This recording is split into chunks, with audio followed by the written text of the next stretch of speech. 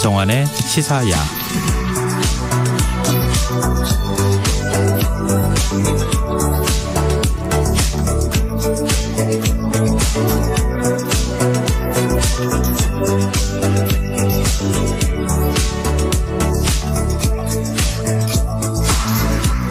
하루의 마무리, 오늘도 함께 하시죠. 시사평론가 김성환입니다.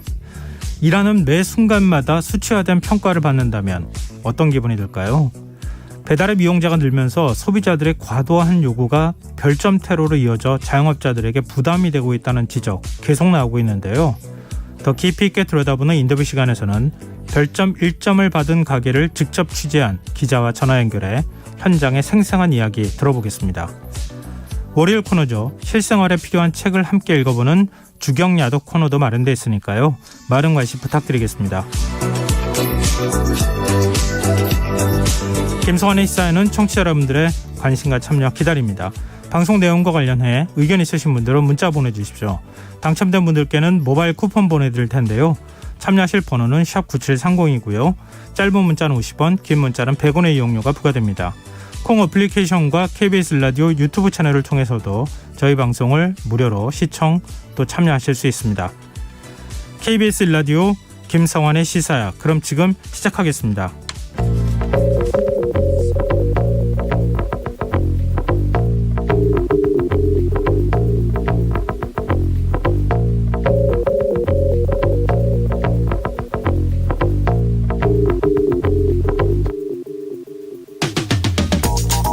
윤석열 대통령이 오늘 여성가족부 업무보고 자리에서 여가부 폐지 로드맵을 조속히 마련하라라고 지시했습니다.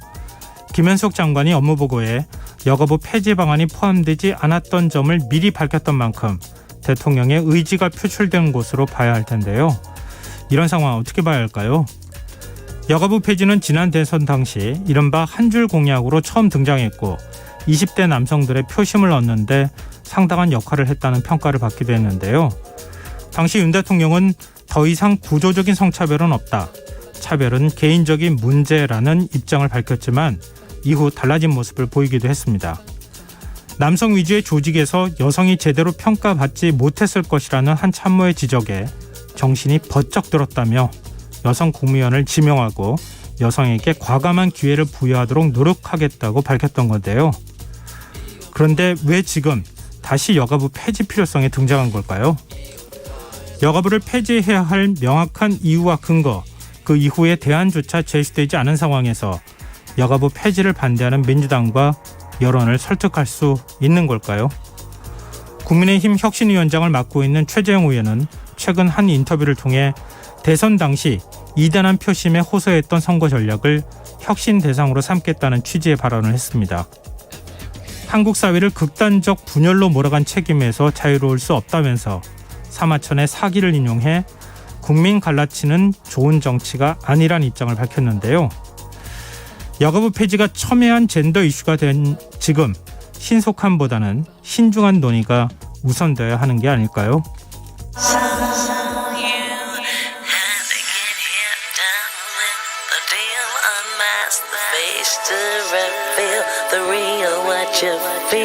You and your everyday situations, all the unnecessary complications. 오늘 밤 당신 안에 꿈틀거리는 지식충전 본능이 깨어납니다. 여러분의 자유탐구 영역 김성환의 시사야.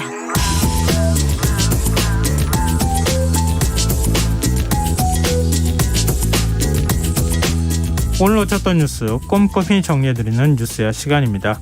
김민하 시사평론가 나와 계십니다. 안녕하세요. 안녕하세요. 네, 행정안전부 장관 산하에 경찰국을 신설하는 방안을 둘러싼 갈등 점점 더 격화하는 분위기예요.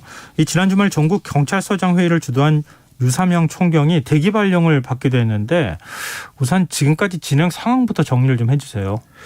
그러니까 이제 지난 23일에 예.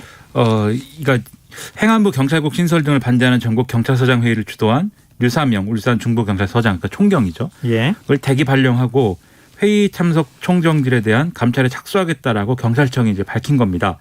그러니까 이 류사명 이 총경의 경우에 두 차례 직무명령을 따르지 않은 것은 국가공무원법 57조 복종의무 위반에 해당한다라는 게 이 경찰청의 생각인 건데 네. 이 경찰청은 회의 시작 직전에 경찰청장 직무 대행 명의로 이 회의 주최 측의 회의 개최 중지를 명령을 했는데 회의가 예정대로 시작이 됐다. 그리고 오후 4시경에 즉시 해산을 재차 명령을 했는데 회의는 6시경에야 종료가 됐다라고 이제 얘기를 하고 있습니다.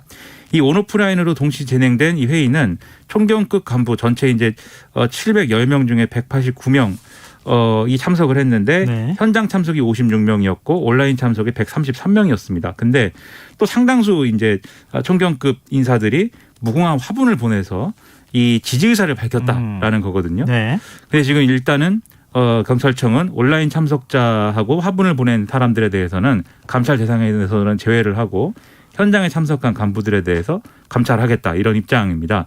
근데 여기에 대해서 류사명 총경은 언론 인터뷰 등을 통해서 당시에 이 참가한 경찰서장들은 여행 허가를 받고 온 것이기 때문에 직무 중이라고 볼 수 없다.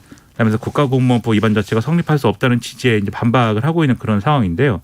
그러니까 그리고 이 류사명 총경은 지난 18일에 회의 제안을 했고 그다음에 20일 날에는 회의 장소와 시간까지 공개를 했는데 그때 경찰 지휘부는 회의 개최에는 좀 부정적이었지만 징계라든지 이런 강경 대응 기조는 아니었다. 그리고 심지어 이제 이 회의 결과에 대해서 이 경찰청장 후보자 그러니까 지금 직무대행을 하고 있는 윤희근 후보자하고 뭐 오찬을 하면서 보고를 한다든지 이런 얘기도 했었는데 갑자기 이제 인사 조치가 됐다는 점에서 윗선의 의중이 실린 거 아니냐라는 얘기를 또 하고 있는 상황입니다. 네. 지금 경찰청 차원 그리고 행정안전부에서 볼 때는 모이는 것 자체도 일종의 이제 집단 항명에 해당하니까 해산해라. 근데 또 해산도 그 해산 명령도 불응했다. 이거는 명령 불복종이다. 이렇게 지금 얘기를 하고 있는 거고 같이 회의를 참석했던 류사명 총경이나 그 참석자들의 경우에는 다 우리 합법적으로 진행한 것이다. 이렇게 좀 주장하고 있다는 거잖아요. 근데 이상민 장관은 경찰서장 회의를 하나회 12.12 군사 쿠데타에 비유하기도 했어요. 그렇습니다. 오늘 이제 오전 11시에 경찰 관련 행안부 입장 브리핑에 직접 나와서 얘기를 했는데 이번 사태는 일반 공무원들이 집단 행동과는 차원이 다르다. 경찰은 물리력, 강제력 그리고 무기도 소지할 수 있는데 이런 역할과 책임을 맡은 사람들이 임의로 자의적으로 한 군데 모여서 회의를 진행하는 것 자체가 대단히 위험하다라고 강조를 했고요. 우리 역사에 보면은 하나회하고 12.12 쿠데타 뭐 이런 일들이 있었는데 이게 시작할 때 이런 걸로 된 게 아니겠느냐라고 지금 말씀하신 대로 하나회라든가 쿠데타에 빗대서 이 상황을 얘기를 했습니다. 그리고 이 경찰국 신설에 반발하는 여론을 특정 그룹에서 주도하고 있다라는 취지의 얘기도 했는데 이번 회의에 참석한 사람들을 쭉 보면 언론에 언급되는 분들은 다 특정이 출신이다. 이게 우연의 일치일까는 합리적 의문이 든다라고 얘기를 했거든요. 네. 그러니까 이게 경찰대 출신들이 아니냐라는 얘기로 언론은 해석을 하고 있습니다. 네. 근데 이제 그렇다고만 보기에는 좀 뭐랄까 의문도 있는 게 예. 지금 윤희근 후보자도 경찰대 출신이지 않습니까? 출신이잖아요. 그렇죠. 예. 특별히 경찰대 출신을 지금 콕 집어서 얘기하는 의도에 대해서는 여러모로 좀 얘기가 엇갈리고 있습니다.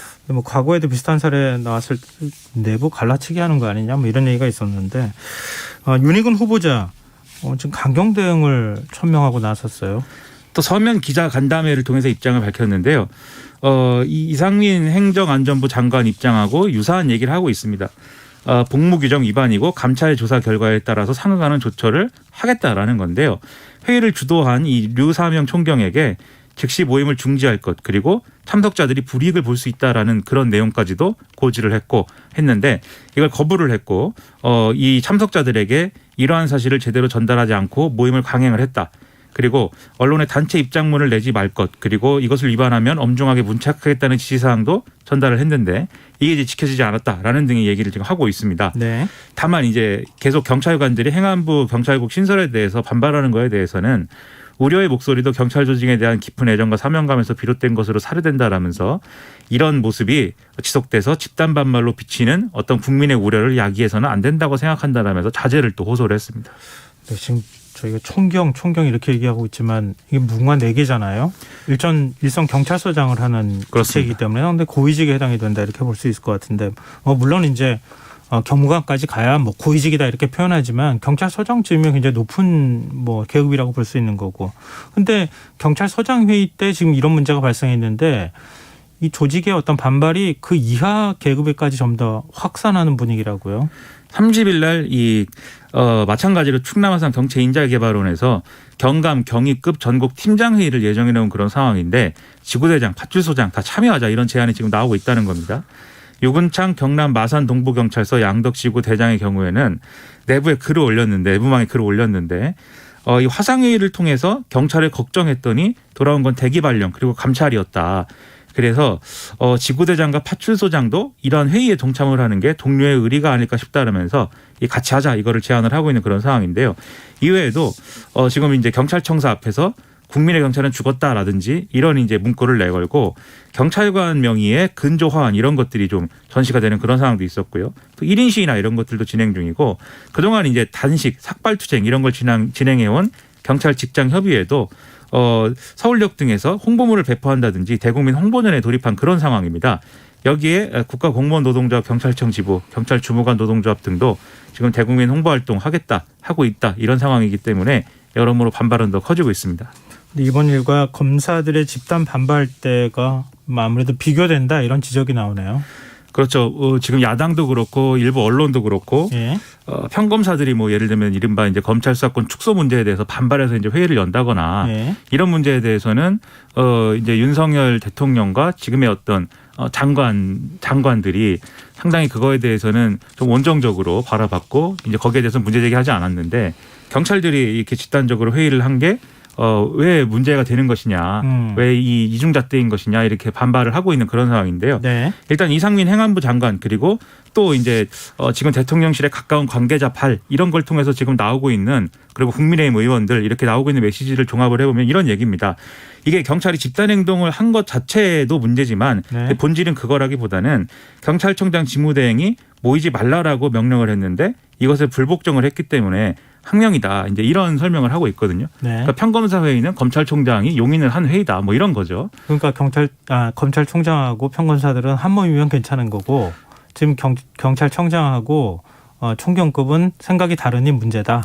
그러니까 그 논의를 이제 좀 확장을 하면 만약에 경찰청장이 그러면은 맘먹고 항명을 윗선에 하면 그럼 괜찮은 거다. 그렇죠. 그것은 용인이 되는 거냐라는 의문도 있을 텐데 네. 근데 이런 것도 있습니다. 옛날에 이 검란이라는 단어가 여러 차례 언론에 나왔는데 2012년에 벌어졌던 상황을 보면은 이게 한상대 검찰총장이 중수 폐지라든가 이런 검찰 개혁안을 이 검찰을 둘러싼 논란이 커진 거에 대해서 대응해 가지고 냈는데 여기에 중수부를 중심으로 한 특수부 검사들이 반발을 하면서 결국 한상대 총장이 물러나고 뭐 이런 상황까지 맞아요. 벌어진 거 아니었습니까? 예. 그때 지금 윤석열 대통령도 이제 서울중앙지검에 있는 부장검사로서 언론 대응이나 이런 거 했거든요. 그때를 어떻게 기억하고 있는지 이런 것들도 국민들 입장에서는 이 논란 속에서는 여러모로 의문일 수 있습니다. 그래서 지금 이런 얘기를 하는 게 잘 설명이 되는 것인가에 대해서는 상당한 의문을 갖고 있습니다. 네. 네. 윤석열 대통령도 출근길 약식 회견에서 입장을 밝혔죠. 이 경찰 그리고 총경, 뭐 경감, 경위급까지 집단행동 예고하고 있는데 어떻게 보고 있느냐라고 기자가 질문을 했는데요. 원론적인 답변을 했습니다. 행정안전부와 경찰청에서 필요한 조치를 잘 해 나갈 것으로 보고 있다라고 했는데 필요한 조치가 이제 지금 하는 게 맞느냐에 대해서는 뭐 별다른 얘기를 하지 않았습니다. 네.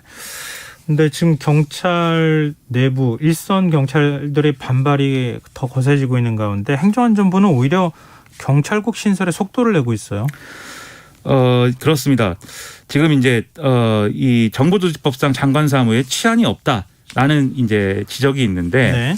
이런 지적에도 불구하고 지금 이제 신설한 시행령의 경우에 원래 이제 입법 예고를 통상 40일 정도 거치는 것으로 알려져 있는데 이걸 4일로 단축을 해서 이것을 속전속결로 이제 처리를 하겠다. 그래서 이 시행령은 8월 2일 날 공포 시행 예정이다라고 얘기를 하고 있습니다. 그러면 왜 이렇게 입법 예고 기간을 단축할 필요성이 있어야 되느냐에 대해서는 국민의 권리 의무 또는 일상생활과 직접 관련이 없는 경우이기 때문에 단축할 수 있다. 이런 이제 이유를 얘기하고 있는 것으로 언론에 보도가 됐는데요. 네. 그러니까 이게 논란이 되니까 행안부가 설명 자료를 냈습니다. 이게 일반적인 법령안 입법 예고 기간은 40일인데 지금 이 행정기관의 조직, 정원을 규정하는 직제안의 경우에는 통상적으로 5일 내외가 입법 예고 기간이다. 라는 거고 또 이 경찰국 신설 직제안의 경우에는 경찰관들과 현장 간담회도 6번 진행을 했고 또 행안부 경찰청 간 실무협의체 운영도 3번을 했기 때문에 거기다가 내용이 언론 보도를 통해서 널리 알려졌으니까 직제 이 관련된 이제 이 입법 예고 기간보다도 단축을 하는 게 맞다고 생각했다라고 해명을 했습니다. 네. 근데 속도를 내는 거 아닌가 싶은데 이렇게도 괜찮은 거냐 이런 지적도 나오네요. 그러니까 예를 들면은 지금 말씀드렸다시피 정보조직법을 개정을 해서 이 행안부가 가지고 있는 여러 사무 중에 경찰에 관한 사무를 넣은 다음에 이제 이렇게 하는 게 맞다라는 지적이 나오는 건데요. 네. 예를 들면 이명박 정부 때 법제처장을 지낸 이석연 변호사 같은 경우가 이런 주장을 상당히 강하게 하고 있습니다. 그래서 최근에 언론 인터뷰에서 이 법에 행안부 장관이 관장하는 사무에 경찰이나 치안에 관한 내용이 없는데 이것에 대해서 행안부 장관이 경찰을 지휘 통제할 수 있는 근거는 아무것도 없는 것이다. 그러니까 이거는 로스쿨을 다니는 초년생한테 물어봐도 다 아는 얘기다라고 주장을 하고 있고요. 그리고 법률로 정해서 위임하지 않은 사무를 시행령으로 위임하는 거는 헌법 제75조 포괄적 위임 입법 금지 원칙에 어긋나는 거다. 그리고 법치주의 근간을 흔드는 행위다. 내가 법제처장이었으면 직을 걸고 막았을 것이다. 이렇게 얘기를 하고 있기 때문에 네. 이런 여론에도 좀 귀를 기울여야 되지 않느냐 이런 지적도 나오고 있습니다. 여야 반응은 어떻습니까? 권성동 국민의힘 대표 직무대행 겸 원내대표는 이렇게 오늘 최고위에서 주장을 했습니다. 형해화된 행정안전부 장관의 인사권을 바로잡고 투명하고 객관적으로 인사검증을 하자는 게 경찰국 신설의 본질이다. 청와대가 밀실에서 인사권을 행사할 때는 침묵하더니 인사지원부서를 만든다고 장하구둔하면서 집단행동에 나서는 것은 선택적 분노이자 정치 규합이다. 이렇게 주장을 했고요. 네. 이 자리에서 성일종 정책위의장도 더불어민주당 우상호 비대위원장이 평검사 회의도 되고 검사장 회의도 되는데 왜 경찰서장 회의는 안 되는가라는 거에 대해서 답을 드리겠다라면서 검사는 각자가 헌법기관으로 양심에 따라 행동해야 되지만 경찰서장은 한 지역의 치안을 책임지는 사령관으로서 개인 소신 때문에 근무지를 무단 이탈한 거는 국민에 대한 항명이다. 이게 다르다. 이렇게 설명을 또 했습니다. 네. 근데 앞서 말씀하셨듯이 이건 뭐 관내 여행 허가를 받고 회의를 한 거다라는 거에서는 좀 상충되는 그런 설명으로 보이고요. 네. 그러니까 더불어민주당 우상호 비대위원장의 경우에는 회의 한 번 했다고 바로 현장 치안을 책임지는 서장을 해임하는 일이 가능한지 아직 임명받지 않은 경찰서장 후보자가 이런 행위를 해도 되는지 그런 권한이 있는지 묻지 않을 수 없다라고 얘기를 했고 그런데 이렇게 된 거에 대해서는 윤석열 대통령이 이 문제에 직접 올라섰다고 본다. 대통령 비서실장까지 입장 표명을 하고 있지 않느냐라고 얘기를 했습니다. 그리고 이상민 행안부 장관이 하나의 12.12 쿠데타 뭐 이렇게 얘기한 거에 대해서는 경찰 중립성을 지키고자 하는 서장들을 쿠데타에 비교하는 거 언어도단이고 적반하장이다. 이 이상민 장관이 판사 출신인데 판사 인권의식 이 정도 수준이어서 되겠느냐라고 대묻기도 했는데 네. 야당 일각에서는 행안부 장관에 대한 해임건의를 하겠다 이런 주장도 나오고 있습니다. 네. 이제 좀 국회 쪽으로 시선을 돌려보죠. 오늘 국회에서 대정부 질문이 열렸어요. 국방, 외교, 통일, 안보 분야 대정부 질문 진행이 됐는데요. 이 행안부의 경찰국 신설 문제, 그다음에 대통령실의 사적 채용 논란, 또 탈북어민 북송 사건 이런 것들을 놓고 여야 간에 이제 공방이 이루어졌습니다. 국민의힘의 경우에는 문재인 정부의 대북 안보 정책의 문제점을 파헤치는 데 집중을 하는 그런 얘기들을 많이 했는데요. 또 경찰국 신설을 둘러싼 경찰 조직의 반발을 불법 행위로 규정하는 정부 입장에 이제 힘을 싣는 이런 이제 얘기들을 많이 했습니다. 더불어민주당은 마찬가지로 경찰국 신설 이거 부적절하다. 그리고 법무부 인사정보관리단 설치 문제, 그다음에 검찰 인사 이런 것들도 종합을 해보면 국정 운영의 낙매상을 보여주는 것이다. 이렇게 지적을 했고요. 대통령실 사적 채용 문제에 대해서도 여러모로 이제 파상 공세를 폈습니다. 오늘 대정부 질문에서는 전현직 법무부 장관이 설전을 벌이는 모습도 보였어요. 그렇습니다. 특이한 장면인데 박범계 의원하고 한동훈 법무부 장관이 이제 질문과 답변을 주고 받은 거죠. 거의 한 15분 정도 설전을 벌였는데 네. 일단 박범계 의원은 법무부 산하의 인사정보관리단의 신설을 해서 공직자 인사검증을 하는 거에 대해서 이거를 시행령 개정으로 추진하는 거는 절차적 문제가 있다. 그리고 법무부 장관 권한이 지금 지나치게 커져 있어서 이 왕중왕 이 장관이 된 거 아니냐 이런 쟁점들을 제기를 했는데요. 한동훈 법무부 장관은 과거에 청와대 민정수석실이 하던 일을 똑같은 법적인 근거로 하고 있는 것뿐이다라면서 이게 위법이라고 하면 과거에 민정수석들이 했던 것도 다 위법이다. 그러니까 문제가 없는 거다라고 반박을 했습니다. 그리고 박범계 의원이 검찰총장 없이 법무부 장관이 검찰 인사를 주도한 거 이거 문제 아니냐라고 제기를 했는데 한동훈 장관은 의원께서 장관으로 있을 때 검찰 인사를 완전히 검찰총장을 패싱해서 하지 않았느냐라면서 좀 역공을 펴기도 했습니다. 그 외에도 이제 이재명 의원의 배우자 김혜경 씨가 과거에 이제 법인카드를 사용한 문제라든가 그리고 김건희 여사가 연루돼 있다라는 의심이 있었던 도이치모터스 주가 조작 사건 이런 민감한 수사 현안에 대한 질문도 박범계 의원이 했는데 네. 한동훈 장관 구체적인 답변을 사실상 이제 기피하는 그렇게 답변을 했습니다. 네. 알겠습니다. 지금 여러분께서는 KBS 1라디오 김성환의 시사회와 함께하고 계십니다. 계속해서 뉴스야 이어가겠습니다. 그리고 오늘 비교섭단체 대표연설 정의당 이은주 비상대책위원장이 했는데 어떤 메시지 내놨습니까? 그러니까 지금 윤석열 정권에 대해서 대체적으로 이 자신들이 문재인 정권이 잘못했다고 평가한 일을 똑같이 되풀이해서는 안 되는 거 아니냐라는 취지의 이런 지적들을 쭉 했는데요. 예를 들면 윤석열 대통령은 정치 보복은 없다는 약속 지켜야 된다. 적폐청산의 유혹에서 벗어나야 된다라고 주장을 했고 누구를 검찰 포토라인에 세워 지지율 상승을 꾀하려는지 모르지만 적폐청산의 도돌이표를 여기서 끝내지 않으면 우리 정치는 절대 바뀌지 않는다 이렇게 주장을 했습니다. 그리고 최근에 윤석열 대통령의 지지율 하락과 관련해서도 검사의 유능함과 통치자의 유능함은 다르다는 것을 이제 인정해야 된다. 대통령께서 직접 인사 실패에 대해 사과하고 쇄신 방안 발표하지 않으면 바닥 밑에 지하실 경험할 수 있다라고 경고를 했습니다. 이외에도 행안부 경찰국 문제, 법무부 인사검증단 문제, 이 시행령 통치의 문제점을 지적을 했고 특별감찰관을 임명을 해서 측근이라든가 친인척 관리에 힘을 쓸 것 이런 것들을 주장을 했는데요. 또 경제위기 극복 방안에 대해서 구체적인 얘기를 꺼내면서도 정의당의 위기에 대해서 좀 자기 스스로 평가를 하는 이런 메시지도 포함이 됐습니다. 네. 후반기 국회 법사위가 오늘 첫 회의 열었는데 상견례 자리부터 기싸움이 벌어졌어요. 오늘 이제 간사 선임을 위한 이 회의였는데 말씀하신 대로 이제 법사위원들의 상견례를 겸한 인사로 이제 시작을 하게 되는 거거든요. 근데 이게 아무래도 이제 전반기 국회에서 여당이 이제 법사위를 맡았었기 때문에 국민의힘 의원들이 여기에 대한 이제 얘기를 많이 했습니다. 그래서 이 더불어민주당의 법사위를 사실상 승자 독식의 방식으로 운영을 했고 그래서 의회 민주주의 정신이 훼손이 됐다. 이런 취지로 좀 애둘러서 얘기를 하는 이런 메시지들이 쭉 나왔고요. 여기에 대해서 더불어민주당 소속 의원들은 상임위가 정부 견제의 역할을 제대로 해야 된다라는 점을 강조를 하는 이런 주장들을 많이 했습니다. 네. 윤석열 대통령이 내일 국회의장단과 만찬을 가질 예정이라고요? 지금 대통령실 관계자가 대통령 주재 수석 비서관 회의에서 국회의장단 만찬을 추진하자는 내용이 나왔다. 이렇게 얘기를 했는데요. 네. 윤석열 대통령도 국회의장단과 허심탄회하게 대화를 나눌 수 있는 계기가 되기를 기대하고 있다라고 얘기를 했습니다. 그래서 국회 일정을 먼저 감안해야 하고 국회 쪽과 충분히 논의해야 된다. 8월 중에 만남의 자리를 만들 것으로 보인다라고 얘기를 했는데 구체적인 일정이 확정이 됐는지 한번 확인해봐야 될 것 같습니다. 네, 오늘 여성가족부 업무보고가 있었는데요. 윤 대통령이 여가부 폐지 로드맵 조속히 마련하라 이런 지시를 했다고요? 2시간가량 이제 업무보고를 했는데 윤석열 대통령이 이 지금 경제적으로 어려운 상황이기 때문에 한부모 가족, 위기 청소년 등의 취약계층에 대해서 세심한 배려와 지원 확대를 지시를 했고 1인 가구, 노인 가구 증가 등의 가족 형태 변화에 능동적으로 대처하라. 가족 서비스 적극적으로 발굴해라 이렇게 지시를 했다는 겁니다. 네. 그리고 성희롱, 성폭력, 스토킹 등등의 피해자 보호에도 만전을 기해야 하기 때문에 관계부처와 적극적인 협력도 당부를 했다는데 마지막으로 이 여가부 업무를 총체적으로 검토를 해서 여가부의 폐지 로드맵을 조속히 마련해야 된다라고 지시를 했다라는 게 대통령실의 설명이었습니다. 여기에 대해서 김현숙 장관은 이 장관이 보고를 안 했는데 대통령이 따로 지시를 한 것인지 아니면 장관이 먼저 로드맵을 말한 거에 대해서 추가로 그러면 대통령의 지시가 나온 것인지 하는 질문이 이제 기자들이 그런 질문에 대해서 보고를 따로 하지 않았다라고 얘기를 했는데요. 즉 장관이 이것에 대해서 얘기를 안 했는데 굳이 대통령이 폐지 로드맵을 마련해라 이렇게 얘기를 했다라는 게 되는 것이죠. 그래서 조속히 빠른 시간 안에 안을 내달라는 요구로 이해하고 있다라는 게 장관의 설명입니다. 네.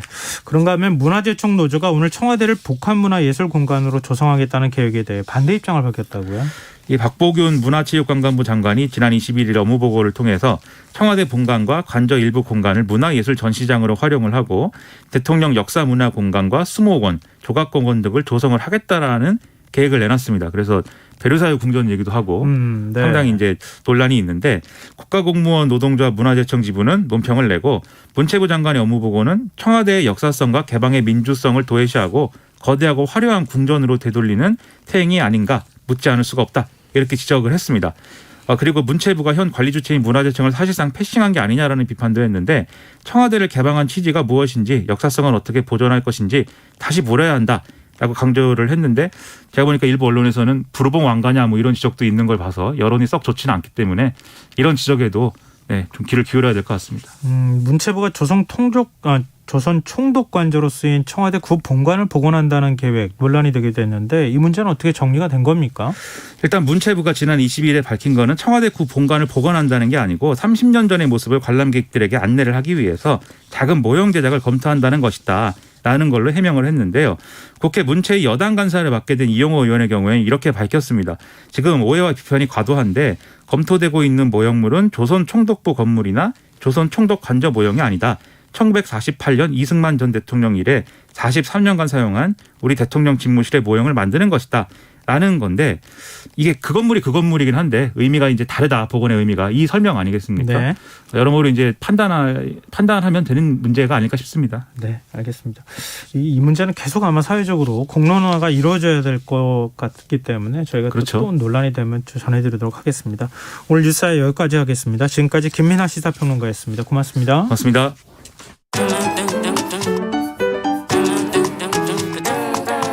일일 시사 권장량 채워가세요.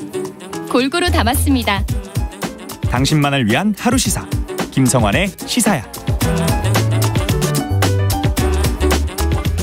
이 카페나 식당 방문할 때 또 배달시킬 때 별점 청구하시는 분들 많으시죠. 아무래도 낮은 점수를 받은 가게는 주문하기 꺼려지게 되곤 하는데요. 한 기자가 별점 1점을 받은 곳들을 골라 직접 방문해 봤다고 합니다. 왜 이런 취재를 하게 됐고 방문한 현장은 실제로 어땠는지 또 별점 시스템은 이대로 괜찮은지 머니투데이의 남형도 기자 연결해 자세한 얘기 나눠보겠습니다. 남 기자님 안녕하세요. 네, 안녕하세요. 네, 보통의 경우에는 별점 많이 받은 가게를 취재 가실 것 같은데 네. 별점 1점을 받은 가게들만 골라서 방문을 하셨다고요? 네, 맞습니다. 그 계기가 있었는데 예. 8년을 다닌 단골 떡볶이 집이 있거든요. 예. 근데 음식 맛에 대한 자부심이 굉장히 강한 사장님이 운영하는 곳인데요. 우연히 그 가게 리뷰를 봤는데 뭐 떡도 질기고 쫄면도 너무 얇고 태어나서 먹은 떡볶이 중에 제일 맛없다 이러면서 별점 1점을 줬더라고요. 네. 그러니까 맛이라는 건 사실 주관적이긴 하지만 아무리 봐도 좀 악의적인 것 같다 이런 생각이 들어서 리뷰 자체에 대한 생각을 좀 다시 해보게 됐어요. 그래서 저도 누군가 이제 남긴 리뷰만 보고 안 갔던 많은 가게가 생각나더라고요. 그래서 그 리뷰가 저한테는 틀릴 수도 있겠구나 그런 생각이 들어서 직접 다니면서 이제 별점 1점짜리 리뷰를 확인해 봤습니다. 그럼 별점 1점짜리 가게들을 추려낸 다음에 직접 네. 가서 비교해 보셨을 거 아니에요? 거기 리뷰 맞습니다. 올라오거나 별점 뭐 숫자가 어떻게 나온지 일종의 이제 점수, 평점을 확인하면서 현장을 보셨다는 얘기가 드는 건데요. 네. 어떻게 선정을 하셨어요? 일단 가게를. 일단은 별점 1점짜리 리뷰가 있는 카페 3곳이랑 중식당 1곳 이렇게 해서 총 4군데를 이제 다니면서 네. 별점 1점 리뷰가 실제로 이게 맞는지 그걸 살펴보는 건데요. 예를 들면 뭐 한 카페에는 1점짜리 리뷰가 어떻게 남겨져 있었냐면 뭐 세상에서 제일 맛없는 자몽에이드, 뭐 편의점 1,000원짜리 주스가 더 맛있다. 네. 뭐 이렇게 남겨져 있기도 하고 뭐 다른 카페는 뭐 빵은 시중에 파는 과자 먹는 것 같고 최악이다. 디저트는 오래된 맛이 난다. 그리고 뭐 중식당 같은 경우면은 뭐 테이블이 끈적거리고 마파두부밥을 시켰는데 공깃밥이 반 개도 안 되는 양이다. 뭐 이런 식으로 하면서 네. 별점을 1점을 준 거죠. 그러면 이제 직접 가서 그게 맞는지를 좀 확인해 보고 싶었어요. 그럼 예를 들면은 마파두부밥을 직접 시켜본다거나 그렇죠. 직접 다 해봤다는 거죠. 그 네, 나쁜 맞습니다. 평점이나 별점, 그 리뷰가 달린 부분들에 대해서. 네, 리뷰를 확인하기 위해서 이게 앞에서 말씀드린 그 메뉴는 1점짜리 리뷰가 달린 메뉴는 꼭 확인하기 위해서 주문을 했어요. 예. 그 비교해 보니까 어떠시던가요? 그러니까 저는 정말 어떠한 편견도 없이 안 좋은 맛이면은 그렇게 기록을 해야겠다라고 마음을 먹었고요. 예. 근데 최악이다라고 했던 뭐 타르트가 있었는데 그거는 뭐 아주 촉촉하거나 부드럽지는 않았지만 국내 웬만한 곳에서 먹은 타르트 맛이랑은 비슷한 정도로 괜찮았고요. 예. 편의점 주스보다 못하다는 뭐 자몽에이드는 자몽을 많이 갈아 넣어서 이제 알갱이가 씹히고 맛있었고요. 그 청결이 문제라던 중식당도 깨끗했고 이게 안 닦아서 끈적거리는 게 아니라 테이블 재질 자체가 좀 그렇더라고요. 그래서 제가 뭐 혹시나 싶어서 물걸레로 직접 막 빡빡 닦아보기도 했는데 네, 청결에 문제가 있는 식당은 아니었습니다. 그래서 아까 말씀드린 뭐 밥 반 공기도 안 준다는 마파두부반 양도 네, 넉넉한 편이었고요. 근데 그 취재를 하려면은 그냥 네. 몰래 잠입 취재하듯이 직접 시켜봤더니 그랬다더라. 이것만 들을 수는 없는 거 아니에요? 가게나 뭐 가게 사장님을 직접 인터뷰하거나 물어보셨을 네. 거 아니겠어요? 반응이 그렇죠. 어떻던가요? 뭐 좀 인상 깊었던 가게들이 있었는데 네. 뭐 한 카페는 빵 디저트가 오래된 맛이 난다. 최악이다 이렇게 쓰여 있었는데 실제로 먹어보니까 뭐 겉은 바삭하고 안은 부드럽고 재료도 신선하더라고요. 그래서 오히려 이분은 인터뷰를 해보니까 재료를 정말 신경을 많이 쓰시는 분이더라고요. 그러니까 제가 10분 동안 10분 만에 먹은 빵 디저트는 얘기를 들어보니까 3일 동안 걸려서 만든 거라더라고요. 그 반죽하고 뭐 냉장고에 숙성하고 얇게 펴고 막 이렇게 과정이 굉장히 복잡했고요. 그러니까 손님이 남긴 리뷰 중에 이분은 이런 게 가장 기억이 남는다고 하시더라고요. 재료 고민을 많이 하시고 신경 써서 만든 게 느껴지는 디저트다. 이게 그 손님이 알아줬을 때 가장 기억이 난다. 뭐 이렇게 말씀을 하셨어요. 사장님들은 별점 리뷰 제도를 어떻게 생각하고 있던가요? 그러니까 리뷰를 계속 살피시는 분들도 있는데 예. 힘들어서 안 보신다는 분들이 제가 취재했을 땐 좀 더 많았고요. 그 중식당 사장님은 리뷰를 보면 너무 스트레스 받아서 안 본다고 이제 고개를 저으셨고 배달도 예전에 하시다가 이 언어 폭력이나 이런 거에 많이 시달린 뒤에는 그냥 포기하셨다고 했고요. 다른 카페 사장님도 솔직히 리뷰 같은 건 잘 안 본다 이렇게 말씀하시면서 그러니까 뭐 예를 들었는데 한 번은 뭐 일이 좀 밀려 있어가지고 손님께 메뉴 고르고 말씀해 주세요 이렇게 했는데 자기를 안 기다려주고 등을 돌렸다 이러면서 별점 1점 뭐 이렇게 주고 그러니까 뭐 어느 정도까지 그럼 서비스해야 괜찮은 걸까 이런 걸 생각을 하시게 됐다고 하더라고요. 근데 이른바 이렇게 별점 테러를 당했을 때 가게 사장님들은 어떻게 대응을 하는 겁니까? 그냥 안 보는 걸로 대응하는 겁니까? 아니면은 적극적으로 의견을 내거나 이럴 수 있는 방법은 없는 겁니까?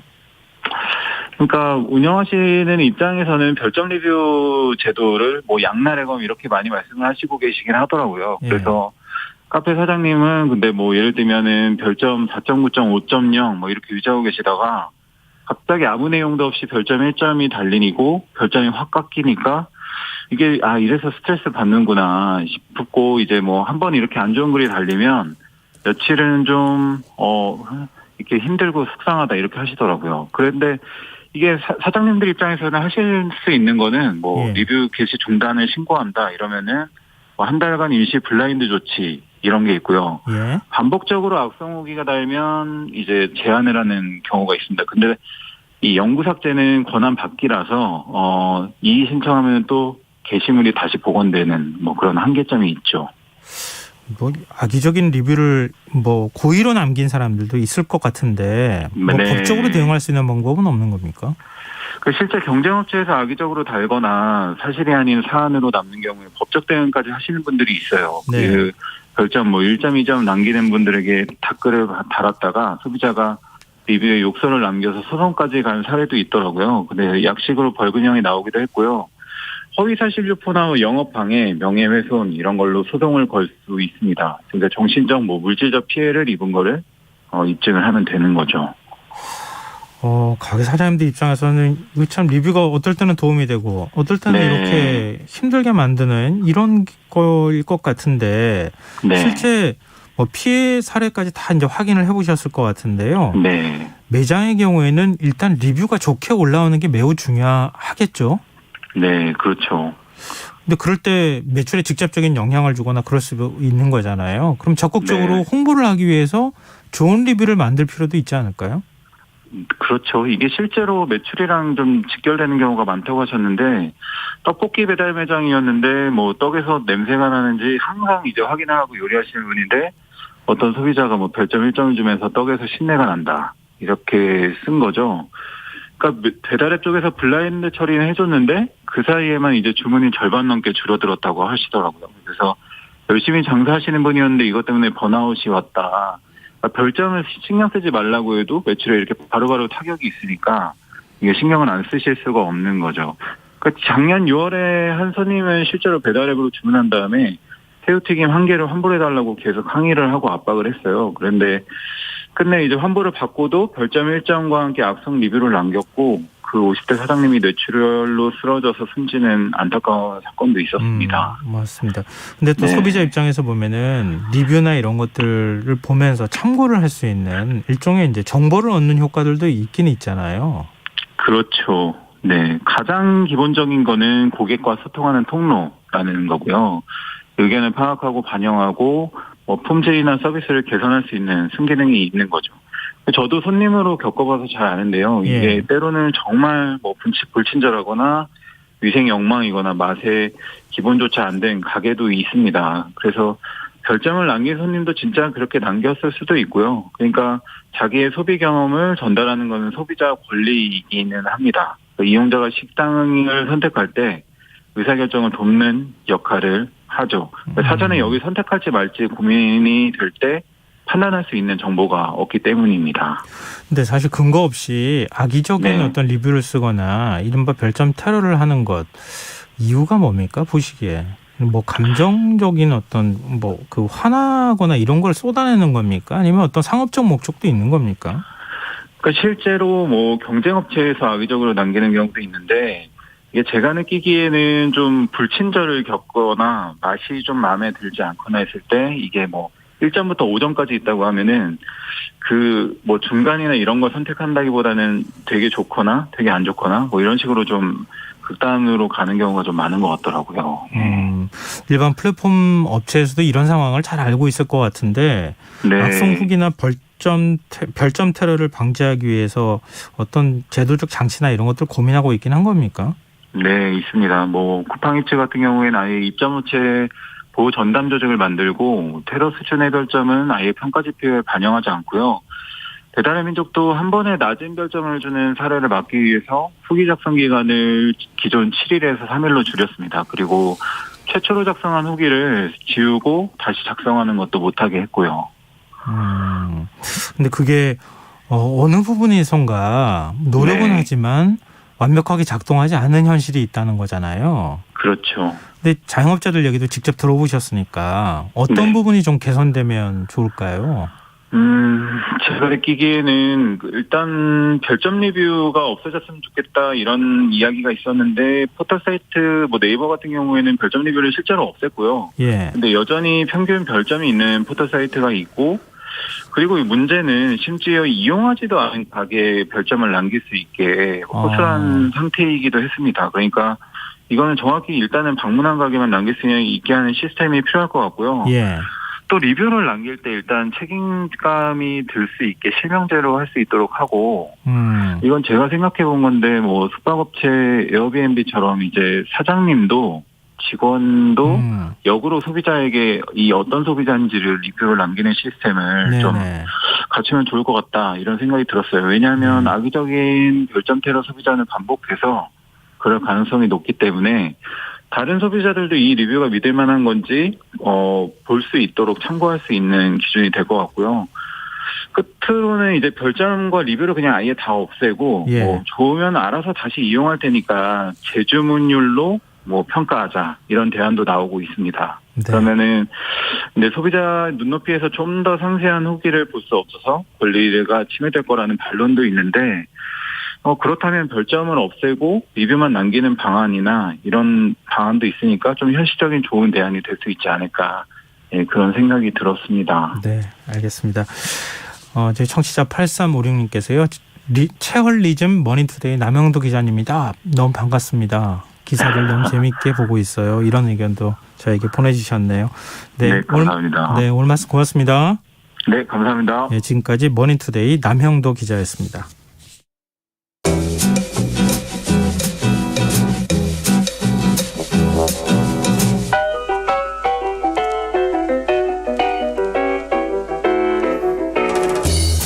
산업 발전이 가져올 미래 사회는 어떤 모습일까요?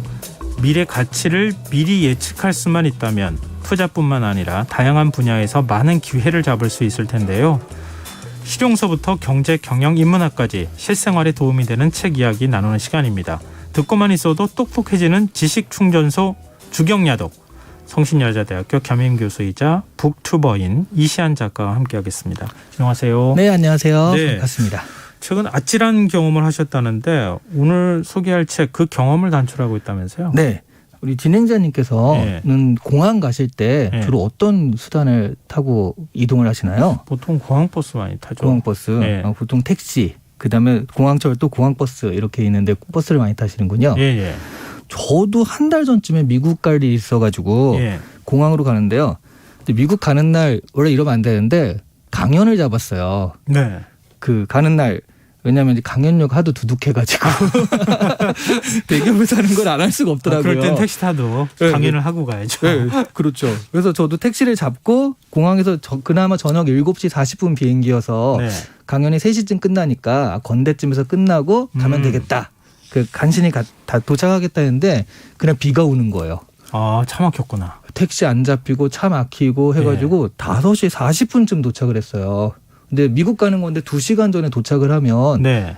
코로나 시국 이전에는 사실은 들어갈 수가 없잖아요. 아, 그렇죠. 뭐 그 출국하는 과정이 복잡하니까. 예. 근데 다행인지 어쨌든 코로나 시국이어서 그 부분이 굉장히 시간이 적게 걸려가지고 타이트하게 들어갈 수가 있었습니다. 그런데 저 같은 이런 아찔한 경험을 앞으로 몇 년 안에는 하실 필요가 없을 것 같아요. 왜요? 왜냐하면 예. UAM이라는 것이 있습니다. UAM요? 네네. 이렇다라고 한다면 UAM이 본격화되면요. 공항까지 가는 시간이요. 한 15분, 20분이면 되거든요. 그러면은 사실은 뭐 강연을 한 2건 정도 하고 가도 될 만한 시간이 될 것 같아요. 아니, UAM을 다룬 책이 어떤 건데 그러세요? 네, 오늘 소개할 책이 바로 그 책. UAM에 대한 얘기인데요. 네. 미래 모빌리티 UAM에 투자하라라는 책을 소개해드리고자 합니다. 일단 UAM이 뭔지부터 소개를 좀 해주셔야 될 것 그렇죠. 같아요. 네. 네. UAM에 대한 걸 아시려면요. 이게 어반 에어 모빌리티 약자입니다. 근데 이 말을 이해하기 위해서 먼저 EVTOL이라는 걸 알아야 되는데요. 이걸 예. eVTOL이라고 읽거든요. 이비톨이라고 네, 불러요? eVTOL. 일렉트릭 이비톨. 네. EVTOL이라서요. 네. 일렉트릭 버티컬 테이크오프 앤 랜딩의 줄임말입니다. 아, 이렇게 어려워요. 네, 발음도 되게 정직하죠. 전동 수직 이착륙기인데요. 바로 UAM은요. 이 eVTOL을 이용해서 도심 권역을 이동하는 항공 체계를 말합니다. 그러니까 도심 항공교통 이렇게 이해를 하시면 될 것 같고요. 그러니까 UAM은 얼핏 생각하면 하늘을 나는 자동차 이런 정도로 생각을 하시는데 예. 정확하게는 eVTOL이 그런 것이고요. UAM은 바로 그런 기체, 운항, 서비스 등을 총합한 그 아. 총체적인 개념이라고 보시면 되겠습니다. 아니, 요즘 머릿속에는 네. 그 드론만 자꾸 떠올라서 네네. 드론 택시 뭐 이렇게 지난번에 한번 시연한 적도 있어서. 네, 있어요. 네. 근데 그거를 일반적으로 eVTOL이라고 부르고 네네. 네. 그리고 그 서비스까지 다 포괄하는 것을 UAM이라고 부른다. 그리고 드론 같은 경우는 하나의 형태고요. 날개를 달려서 날개 프로펠러를 달린 형태도 있고요. 그 예. 프로펠러가 이동하는 형태도 있어가지고 그게 3가지 형태가 있거든요. 예. 그래서 좀 다양하게 기체는 존재합니다. 근데 요즘 뭐 드론 같은 경우는 다 배터리로 움직이잖아요. 네네. 근데 지금 이제 UAM으로는 그 내연기관 옛날에는 우리 모형 헬기 같은 거 띄울 때 띵 하면서 이렇게 내연기관이 들어간 네. 엔진이 들어간 헬리콥터 띄우고 뭐 그걸 이제 많이 즐기시는 분들도 있었는데 아, 역시 옛날 사람.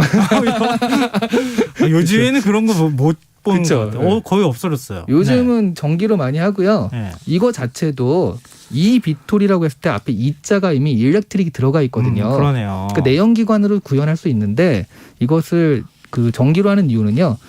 지금 내연기관차도 사실은 전기차로 대체해가는 중이잖아요. 네, 그렇죠. 앞으로 이런 것들이 모빌리티의 중요한 부분이 될 텐데 그럼 처음에 이건 시작하는 거니까 처음부터 전기로 만들자. 그러니까 탄소 중립 시대에 좀 필요한 부분이어서 그래서 그런 합의하에서 되는 것 같고요. 네. 그리고 안전 문제도 있는 것 같아요. 그렇죠. 그 내연기관은 부품도 많고 하니까 뭔가 좀 사고가 날 수도 있는 여지가 있지만 아무래도 전기로 하면은 부품 수가 확 줄어들면서 부품이 줄면은 고장날 여지가 적어지잖아요. 그렇죠. 그리고 또 하나는 무게 때문에 그렇습니다. 무게요? 네. 아니 자동차는 네. 전기 자동차가 더 무겁던데요. 왜냐하면 배터리 때문에 그런데요. 예. 이 배터리가 앞으로는 기술이 발전하면 적어질 수 있잖아요. 그래서 지금 보면 내연기관차인 BMW 5의 상위 트림 최대 중량이 1960kg이에요. 예. 그런데 그 UAM의 최선도 기업이라고 할 수 있는 게 조비라는 기업이 있는데 네. 이 조비라는 기업에서 5인승 eVTOL의 공차 중량을 발표했는데 1815kg입니다. 그래 적네요. 네, 더 적죠. 예. 근데 앞으로 배터리가 발달하면 이 부분을 한 100kg, 200kg 줄일 수 있으면 사람을 2명, 3명 더 태울 수 있다는 얘기거든요. 그러네요. 네, 그래서 앞으로의 발전을 보면은 이것이 훨씬 더 전기로 하는 것이 좀 좋다라는 거죠. 근데 국내에서 시연하는 거 보니까 2명밖에 못 하던데 그게 지금 5인승 뭐 그 이상도 지금 얘기하시는데요. 네, 그게 이제 드론의 한계예요. 드론 같은 경우에는 날아오를 때, 예. 그다음에 앞으로 갈 때 전부 다 드론의 그 프로펠러로 가야 되잖아요. 네. 그래서 이제 굉장히 좀 그 사람도 많이 태울 수가 없고 그 전력도 많이 들거든요. 예. 근데 날개랑 결합한 거는 일단 한번 날아오른 다음엔 양력을 받아가지고 가는 거니까 앞으로 가는 추진력만 있으면 됩니다. 네, 그런 식으로 할 때는 5인승까지도 7인승까지도 나오고 있어요. 그렇군요. 그러니까 드론 모양이 아니라 네. 이렇게 프로펠러가 이렇게 뜰 때는 아래를 향하다가 네네. 날아갈 땐 뒤쪽으로 이렇게 맞아요, 맞아요. 그렇죠. 그런 네, 그런 네. 형태가 나는 네, 거죠. 그런 형태가 가장 효율이 좋은 형태로 이비톨에서는 좀 개발되는 형태입니다. 근데 UAM, 네. 투자 뭐 이런 개념 얘기하셨으니까 네. 이 시장 규모가 어느 정도 되는지 궁금한데요. 사실 우리 시청자 여러분, 애청자 여러분께서는 그 부분을 제일 궁금해하실 수도 있는데요. 네. 이게 발표한 자료에 의하면요, 모건 스탠리에서는 2040년 UAM의 시장 규모를 1,201조 원으로 예측을 했어요. 네. 컨설팅사인 롤랜드버거는 같은 기간에 19조 원으로 예측을 했어요. 그런데 뭐 이렇게 차이가 많이 나요? 또 다른 컨설팅사는 KPMG에서는 143조 원으로 전망을 해서요. 말하자면 모른다는 얘기죠. 컨설팅사도 모른다는 네. 얘기인데요. 제가 이렇게 얘기하는 이유는 지금은 영원이거든요. 그렇죠. 지금은 아직 네. 개발도 안 됐으니까. 그러니까 이거는 없는 시장이 생기는 것이니까 사실은 이게 어느 정도 발전 속도에 따라서 어떻게 갈지는 아직 모르는 거다라는 게 맞는 것 같고요. 다만 말씀드릴 수 있는 건 무조건 크레센도, 늘어날 수밖에 없는 시장이라는 거죠. 네. 그리고 2019년에 정의선 현대차그룹 회장이 임직원과의 대화에서 이렇게 얘기를 했대요. 네. 향후 그룹의 방향성을 차 50%, UAM 30%, 로보틱스 20%로 제시를 했다고 합니다. 그렇다면 이분의 어떤 생각 구상에서는 모빌리티 시장이 한 20%, 30% 그러니까 모빌리티 시장에서 UAM이 한 30% 차지한다 이렇게 생각할 수 있는 거잖아요. 그런데 포르쉐 컨설팅의 분석에 의하면 현재 모빌리티 시장은 9,300조 원 정도 된다고 해요. 그러니까 어디까지 믿어야 될지 잘 모르겠는데요. 어찌됐든 말씀하셨던 것처럼 서서히 증가할 것만은 틀림이 없다. 네, 맞습니다. 이 정도로 우리가 정리하면 네, 어떨까 네. 싶은데요. 일단 소비자 입장에선 네. 예를 들어서 여기 그 도심에 뭐 여의도에서도 그렇고 잠실에서도 그렇고 어디 뭐 무슨 빌딩 위에서도 막 네. 택시가 막 뜰 수 있는 네. 그런 시대가 된다고 하면 네. 요금이 너무 비싸지 않을까? 이거 걱정되거든요. 저도 그래서 사실은 이걸 찾아보면서 이 책을 보면서 가장 깜짝 놀란 게 그 요금 때문에 그래서 소개를 시켜드리는 거거든요. 네.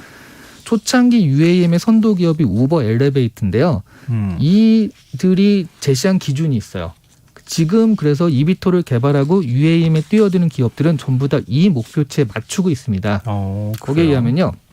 초기 가격이요. 시트 마일당 3달러. 그러니까 시트 마일이 뭐냐면 예. 거기 좌석이 있잖아요. 예. 근데 UAM은 또 이제 뭐 차 하나에서 이렇게 택시처럼 5명이 가든 1명이 가든 똑같은 요금을 내는 게 아니라 예. 좌석당 요금을 내거든요. 예. 그래서 시트 그다음에 1마일당에서 시트 마일 이렇게 가격을 계산합니다. 시트 마일당 3달러. 그리고 중기에는 1달러, 장기적으로는 0.5달러까지 전망을 하고 있어요. 그러면은 그 우리식으로 말하면 킬로미터당 어떻게 되는 거예요? 이게 감이 안 오실 텐데 여기서는 이제 샌프란시스코에서 세너제이까지를 예를 들어서 설명하는데 거기 한 100km 되거든요. 예. 그럼 우리식으로 하면 서울 톨게이트에서 청주까지입니다. 예. 그게 한 100km 되는데요. 이것을 우버로 달리면 111달러 정도 되고요. 예. 1시간 40분이 소요돼요. 그렇죠. 그래서 제가 한번 그거 해봤거든요. 예. 택시로 가면 얼마나 해가지고 찍어봤더니요. 지금 기준은 95,000원 정도 나옵니다. 그런데 이것을 초기 기준으로 달리면 129달러가 소요가 돼요. 예. 그러니까 111달러가 아니라 129달러가 소요가 되고요. 그 우버보다 약간 비싼 편이에요. 근데 소요 시간이 15분입니다. 1시간 40분이 아니라 15분이고요. 예. 이 정도만 해도 시간을 아끼셔야 하는 분은 탈만하잖아요. 그런데 중기 기준으로 가면요. 이게 확 줄어서요. 43달러면 갑니다. 그리고 장기 기준으로 가면요. 20달러면 가요. 그럼 이게 얼마예요? 그러니까 한 10분의 1을 주는 거죠.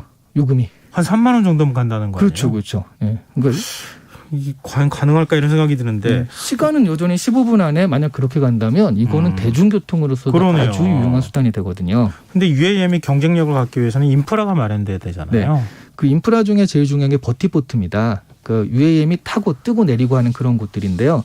이 버티포트가 앞으로 이제 우리가 또 관심을 가져야 할 게 버티포트의 위치거든요. 예. 정말로 이거를 청주까지 15분에 갈 수 있다. 근데 이 버티포트까지 가는 게 1시간이다. 그 그러면 안 의미가 되죠. 없잖아요. 네, 그렇죠. 네. 버티포트까지 한 15분, 20분 안에 갈 수 있는 거리에서 그걸 사용할 수 있으면 좋잖아요. 그래서 제가 보기엔 버세권이라는 용어가 나오지 않을까. 역세권보다 중요한 그러네요. 버세권이 나오지 예. 않을까 하는 생각이 드는데요. 우리나라에서는 이것들을 2035년 이후에 촘촘하게 세우겠다. 2025년서부터 시작해서 2035년까지 이것들을 전국권으로 확대해서 세우겠다라고 계획을 하고 있어요. 근데 지금 제가 제호 원서 영화 장면이 갑자기 좀 네. 떠오르기도 하는데요. 뭐 이렇게 비행체가 네. 건물 옆으로 다니잖아요. 네. 그런 시대가 언제쯤 올까요? UAM이 구현되려면 얼마나 기다려야 됩니까? KUAM 계획이 있거든요. 예. 초기, 중기, 장기로 나눠서요. 네. 결론적으로 말하면 2035년서부터는 그런 모습들이 어느 정도 눈에 보이기 시작할 거다라고 보시면 될 것 같아요. 그전에는 좀 샘플, 2025년서부터 몇 대 정도 샘플이 돌아다니는데 네. 근데 한 5년 지나고 한 10년째 이후부터는 전국권으로 확대를 하거든요. 그때가 되면은 이제 굉장히 많이 좀 보일 수 있을 것 같습니다. 그러니까 우리 전기자동차 나온 지 10년도 넘었잖아요. 네. 근데 갑자기 요즘에 그렇죠. 엄청나게 빠른 속도로 전기자동차 보급되는 것처럼 초기에는 늦어도 지금은 나중에 가면 확 빨라질 수 있다. 그쵸. 이런 건데 지금 미래 모빌리티 UAM에 투자하라. 네. 이 책이 강조하고 있는 내용 마지막으로 어떤 겁니까? 이게 우리나라가요. 그 UAM이 들어설 수 있는 도시 5위 정도로 뽑혔어요. 그러니까 빨리 들어서고 많이 들어선다는 거죠. 예. 그런데 우리가 UAM의 주도권을 잡지 못하면 정말 외국 기업들의 잔치판이 되는 거죠.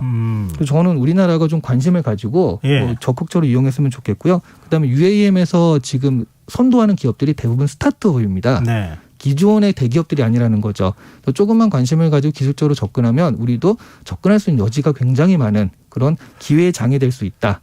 이런 것들을 이 책에서 좀 읽어낼 수가 있었습니다. 알겠습니다. 지금은 주식시장이 별로 좋지 않아서 그럴 것 같은데 조금 장이 살아날 때 한번 좀 고민해 보시면 어떨까 싶습니다. 자, 주경야도 지금까지 북토버 이시안 작가와 함께했습니다. 고맙습니다. 네, 감사합니다. KBS 라디오 김성환의 시사 1부 순서는 여기서 마무리하겠습니다.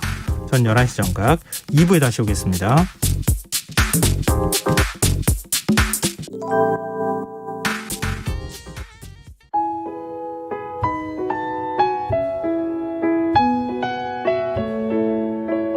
경제적인 어려움에 처한 위기 가정들이 늘고 있습니다.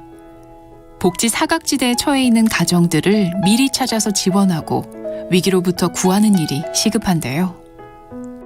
KBS 강태원 복지재단은 전국의 복지관과 연대해 복지 사각지대에 있는 위기 가정들을 찾아서 지원하는 운동을 시작합니다. 생활고로 인해 소중한 생명과 가정이 파탄나는 비극이 다시는 일어나지 않도록 이 일에 함께해 주십시오. 지역 복지 전문가로서 누구보다 위기 가정을 잘 찾아낼 수 있는 복지관과 관계자 여러분들의 많은 참여를 기다리고 있습니다. 지금 바로 KBS 강태원 복지재단 홈페이지에서 신청해 주세요. KBS 강태원 복지재단.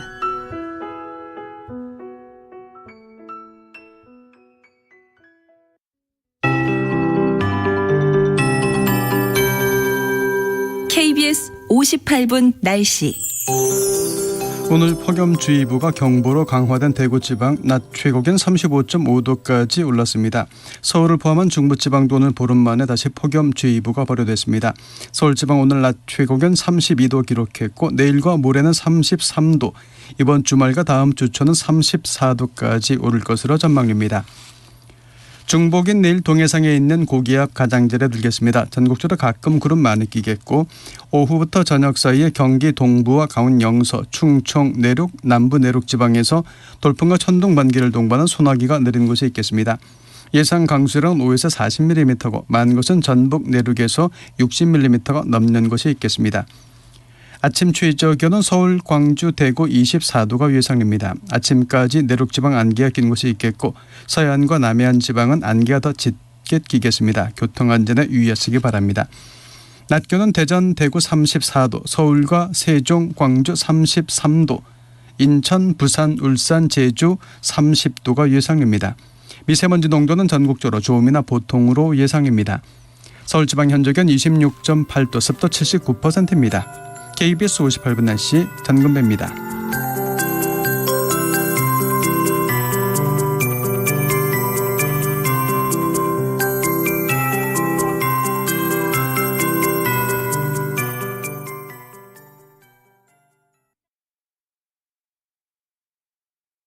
정성을 다하는 국민의 방송 KBS가 11시를 알려드립니다. AM 711kHz, FM 97.3MHz, KBS 1라디오입니다. HLKA.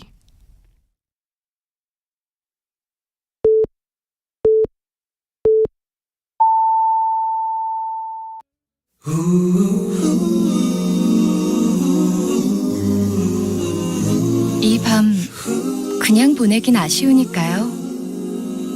당신의 하루의 끝까지 야무지게 채워드립니다. 당신의 지식 충전소 김성환의 시사야.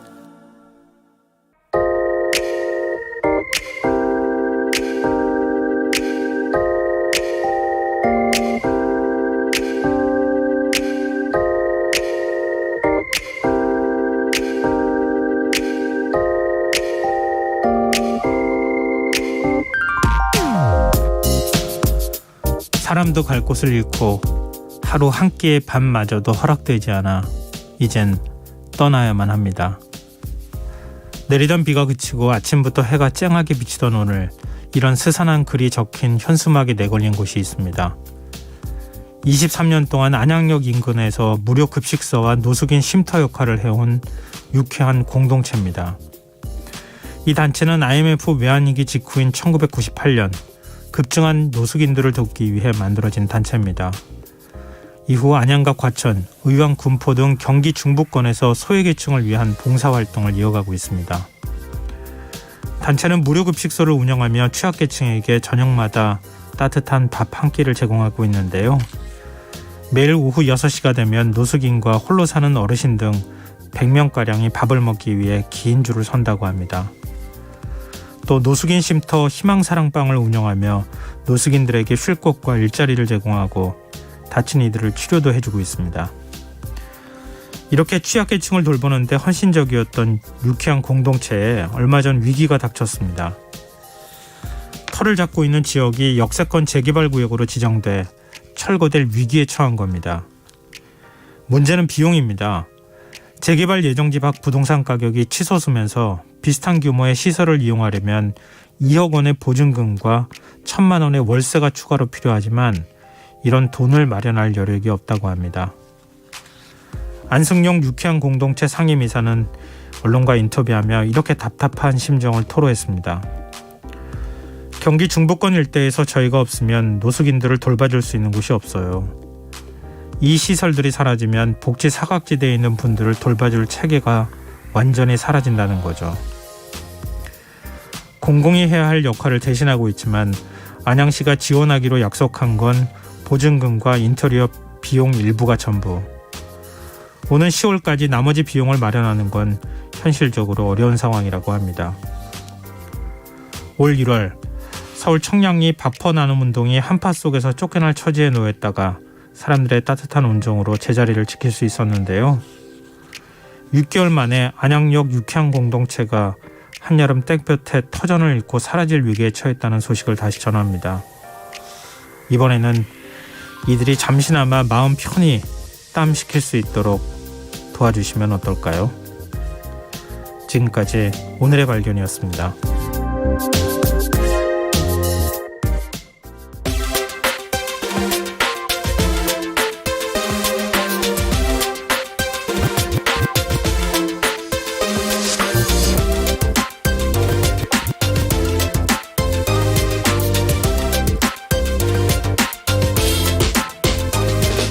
지겨운가요? 힘든가요? 숨이 턱까지 찼나요?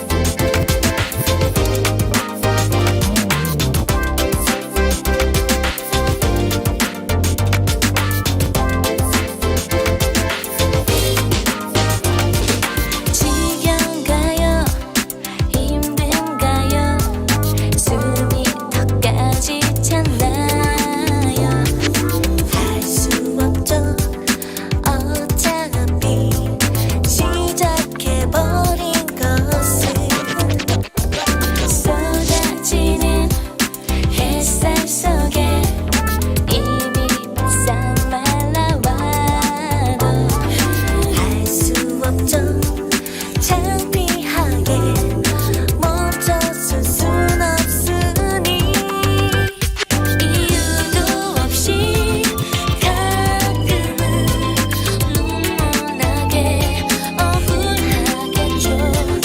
1등 아닌 보통들에게 박수조차 남의 일인 걸.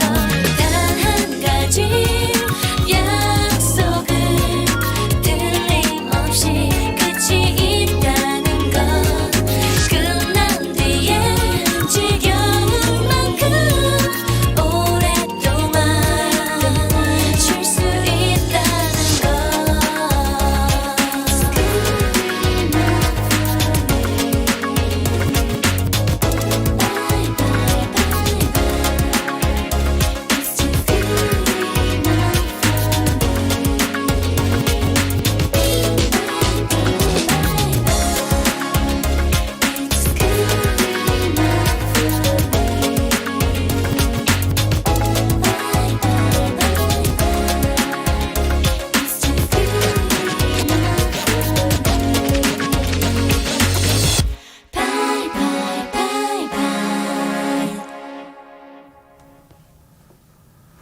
SES의 달리기 들으셨습니다.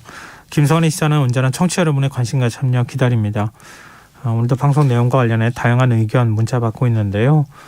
오늘의 발견 들으시고 4936님께서 같은 인천에 있는 민들레 국수집은 어떤지 궁금하네요. 모두가 힘든 요즘 더 어려운 이웃을 한 번쯤 둘러보면 합니다. 이런 의견 주셨는데요. 이것도 저도 관심을 좀 더 가졌으면 어떨까 하는 생각이 드네요. 올 초에 민들레 국수집이 좀 어려웠던 것 같아요. 그래서 산업은행 등을 비롯해서 여러 군데에서 후원금을 전달했다고 하는 소식까지 지금 확인되고 있는데요. 그 이후에 소식이 지금 제 기사를 좀 검색해 보려고 노력을 했는데 잘 안 나왔어요. 저도 좀 관심 있게 좀 더 보도록 노력하겠습니다.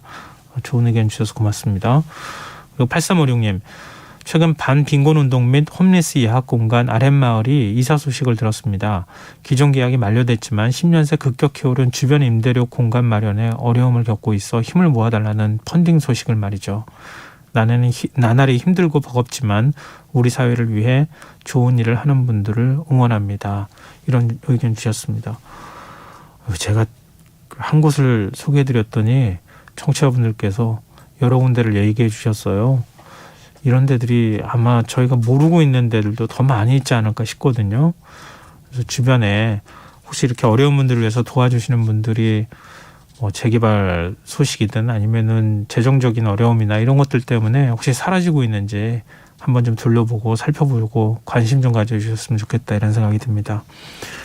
네, 의견 보내주셔서 정말 고맙습니다. 계속해서 의견 보내주십시오. 제가 추첨해서 당첨된 분들께 모바일 쿠폰 선물로 드리겠습니다. 참여하실 문자 번호는 샵9730이고요. 짧은 문자는 50원, 긴 문자는 100원의 정보 이용료가 부과됩니다. 콩 게시판, KBS 라디오 유튜브 채널을 통해서도 무료로 참여하실 수 있습니다.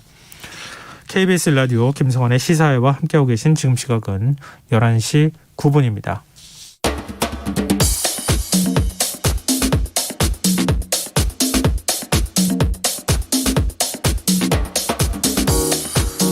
오늘 일어난 세상 곳곳의 소식들 당일 배송으로 전해드립니다. 밤참 뉴스 이영경 뉴스캐스터 나와 계십니다. 안녕하세요. 네, 안녕하세요. 네, 코로나19 확진자가 계속 늘어나면서 위중증 환자 숫자도 본격적으로 증가하기 시작했네요. 네, 오늘 두 가지를 좀 눈여겨서 봐야 될 것 같은데요. 제가 위중증 환자 숫자가 왜 이렇게 갑자기 늘지라고 생각하고 떠올려 보니까 네. 확진자 숫자가 늘어나고 2, 3주 있으면 위중증 환자 숫자나 사망자 숫자가 예전에 그렇게 얘기해 주신 적이 있었죠. 연달아 늘어났던 상황이었었는데 우선 더블링은 어느 정도 증가세가 조금 주춤하다 이렇게 볼 수가 있을 텐데요. 오늘 발표된 코로나19 확진자 숫자가 35,883명이었습니다. 주말에 이제 진단검사 건수가 많이 주니까 아무래도 확진자 숫자는 많이 줄어서 발표가 됐는데 이게 지난주 일주일 전과 비교했을 때는 1.36배 정도의 수준이거든요. 그러니까 지난주 후반 들어서 증가세는 여전하지만 2배씩 늘어나는 건 조금 주춤하는 거 아닌가라고 생각이 좀 들고요. 그다음에 위중증 환자 숫자가 늘어나고 있습니다. 오늘 발표된 숫자가 144명인데 일주일 전과 비교하면 1.77배 정도 되거든요. 그리고 위중증으로 악화된 연령층을 보면 주로 고령층들이 많습니다.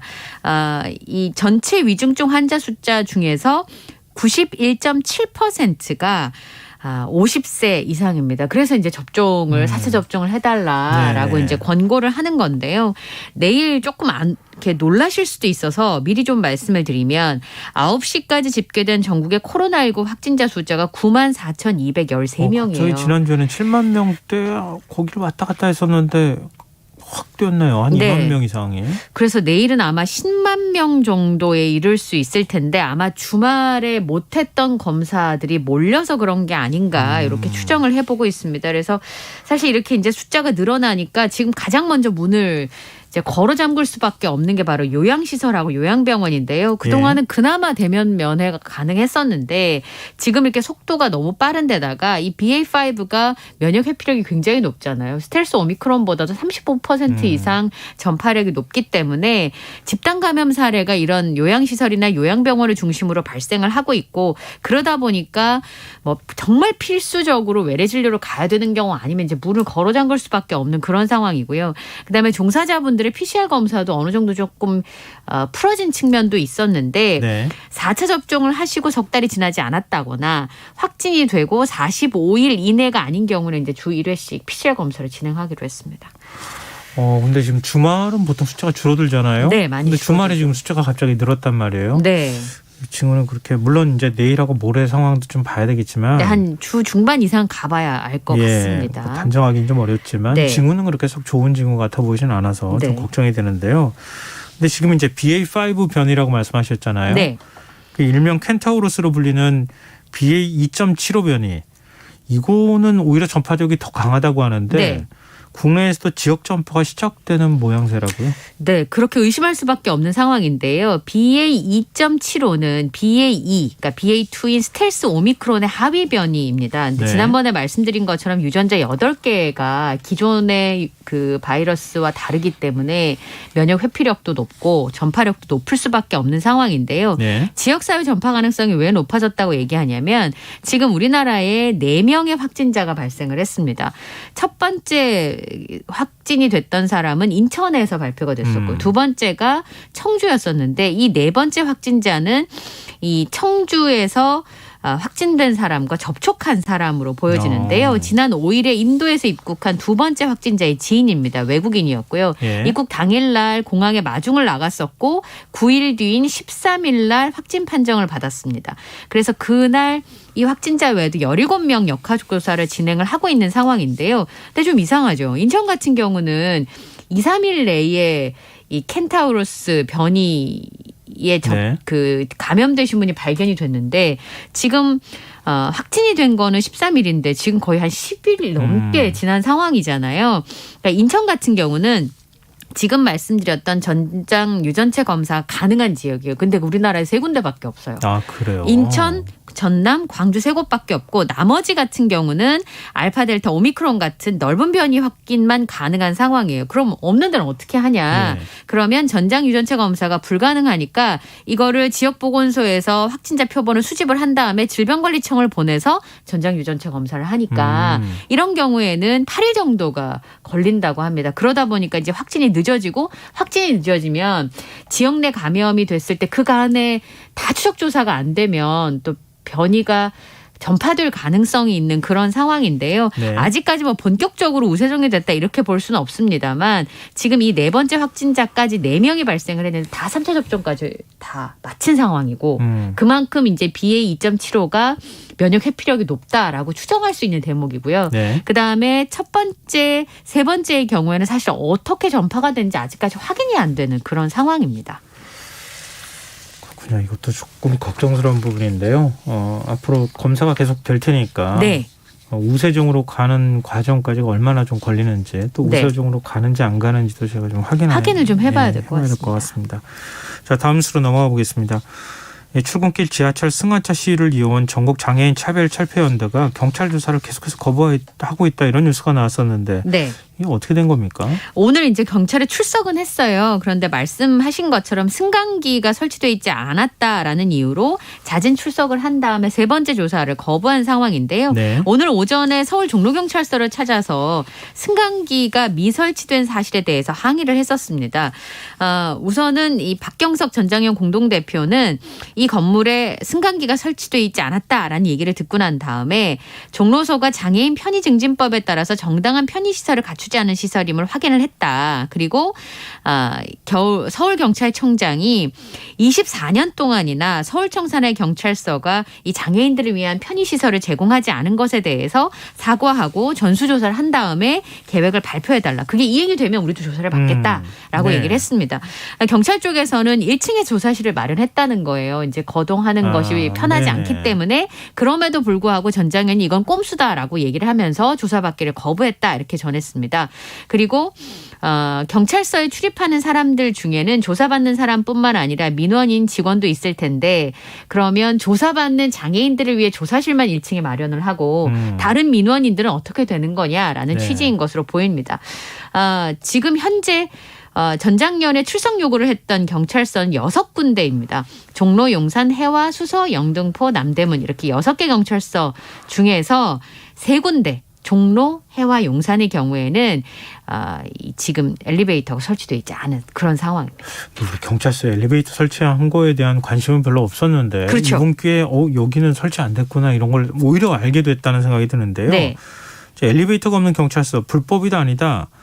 전장현 측하고 경찰 측 주장이 엇갈리는데 누구 네. 주장이 맞는 겁니까? 현재까지로 확인을 해보면 불법은 아닌데 좀 모호한 지점이 있다. 이렇게 보시면 되겠습니다. 네. 실제로 6개 경찰서 중에서 엘리베이터가 아예 없는 곳은 용산, 종로, 중부까지 제가 잘못 말씀드린 4군데인데요. 네. 그러니까 현관 말고 다른 층으로 이동할 수 있는 경사로도 사실은 없는 상황이에요. 경사로도 없어요 예. 경찰서에. 그래서 1층에 이제 조사실을 마련을 한 건데 법적으로 보면 6층 이상이면서 연면적이 2,000제곱미터가 넘는 건물에는 엘리베이터 설치, 그러니까 승강기를 설치를 해야 됩니다. 그런데 해화서하고 용산서는 4층이고요. 종로서는 6층, 중부서는 7층이에요. 그러면 법적으로는 종로서와 중부서에는 설치 의무가 있고 예. 나머지 두 건물에는 설치 의무가 있는 것은 아닙니다. 법적으로. 그다음에 경찰에서는 여기가 너무 오래된 건물이기 때문에 꼭 네. 설치해야 되는 건 아니다 이렇게 맞서고 있는 상황인데요. 법의 부칙을 보면 1998년 이전에 지어진 건물의 경우에는 그러니까 편의시설을 설치해야 되는 대상이면 2005년까지 만들라고 되어 있는데 여기까지는 이제 장애인 단체 설명이 맞잖아요. 네. 그런데 조건이 있어요. 시설주에게 지나친 부담이 되지 않도록 배려하라라고 하는 부칙이 붙어 있는 겁니다.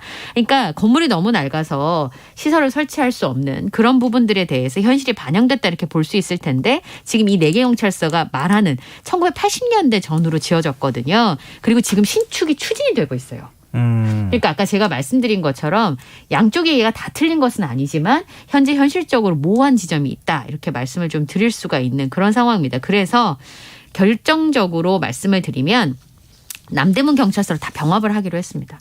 그러니까 지금 이제 장애인 단체에서 엘리베이터가 설치되어 있는 남대문 경찰서로 전장현 관련 수사를 모두 넘기기로 했는데요. 전장현에서는 다음 달 2일에 서울경찰청 앞에서 기자회견을 열고 이 남대문 경찰서 출두에 대해서 공식적인 입장을 밝힐 예정입니다. 양쪽의 입장 말씀하셨던 것처럼 일장일단이 있을 것 같긴 한데요. 네. 전 2가지 생각이 좀 갑자기 떠오르네요. 네. 첫째로는 우리가 이제 휠체어나 거동이 불편한 분들은 장애인만 있는 게 아니라 교통약자들도 있잖아요. 노인분들도 있고. 네. 그런 분들은 그러면 어떻게 조사를 받느냐. 굉장히 불편했을 것 같다는 생각이 들고 둘째로는 평창 동계올림픽 때 일반 식당에 경사로도 없어서 그거 설치해 주느라고 예산으로 지원해 줬던 게 기억이 나네요. 네. 그러니까 올림픽 치를 때만 일반 식당이나 이런 데 경사로 설치해 주는 건가? 경찰서에 경사로 없다는 거는 엘리베이터까지는 시설을 좀 많이 돈을 투자해야 되니까 그렇다 치더라도 경사로 없다는 건 조금 놀라운 사실이 아닐까 싶네요. 그러니까 공공기관이고 국가 예산을 통해서 운영되는 곳이기 때문에 법이 그렇게 하라고 하지 않는다 하더라도 그렇죠. 네. 그런 부분에 대한 대책은 좀 마련되어 있었어야 되는 것은 아닌가? 승강기가 없더라도. 네, 맞습니다. 경사로는 그렇게 큰 예산이 드는 것도 아닐 텐데 말이죠. 네. 지금 여러분께서는 KBS 라디오 김성환의 시사회와 함께하고 계십니다. 밤참스 이어가겠습니다. 광주의 한 고등학교에서 기말고사 답안지가 유출됐다는 의혹이 제기됐어요? 네. 그러니까 지난 11일부터 13일에 기말고사가 광주의 한 사립고등학교에서 치러졌습니다. 2학년 1학기 기말고사인데 문제는 18일 날 답안지가 유출됐다라고 하는 신고가 들어왔어요. 동급생들에 의해서. 2학년 학생 한 명이 시험이 끝나자마자 쪽지를 잘게 찢어버렸는데 거기 정답이 적혀있다라고 하는 신고였습니다.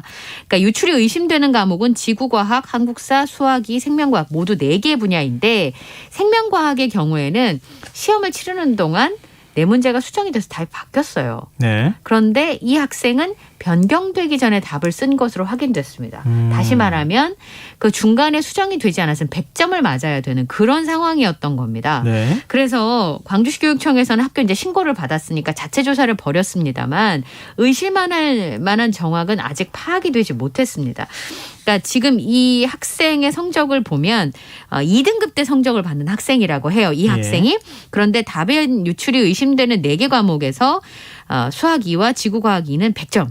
한국사는 93점을 맞았고 생명과학의 경우는 아까 말씀드린 것처럼 문제가 바뀌지 않았다면 100점을 맞았어야 되는 상황이 온 거죠. 그래서 이제 뭐 조사를 했습니다만 아직까지 뭐 의심할 만한 정황은 파악이 못 됐고요.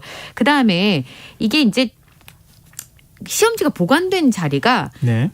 그 두 분이 캐비넷을 이제 2분 이상이 관여해야지만 문제지를 뺄 수 있는 시스템이라는 거예요. 그러네요. 그러니까 유출하기가 보안이 그렇죠. 쉽지 않은 네. 그런 상황입니다. 그래서 학교에서 20일 날 경찰에 수사 의뢰를 한 상황이고 해당 학생이 업무방해 혐의로 입건돼서 휴대전화, 노트북 이런 것들을 분석을 하고 있습니다. 그리고 학교 측에서는 2학년 학생들의 기말고사 성적 입력을 지금 무기한 연기한 상황입니다.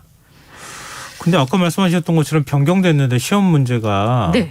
근데 변경되기 전 답안을 썼다고 하는 거는 뭔가 좀 이상하다 이런 생각이 드는데요.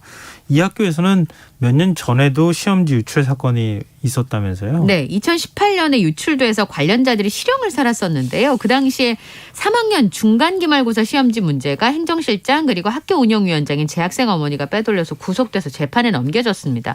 1심에서 업무방해 등의 혐의로 기소가 돼서 징역 2년, 2심에서는 감형이 돼서 각각 1년 6개월을 선고를 받았었는데 4년 전에 시험지가 유출이 돼서 CCTV가 설치가 됐다고 합니다. 네. 그럼에도 불구하고 같은 의혹이 나왔다는 것에 대해서 지역사회에서는 유감이다라는 입장이고요.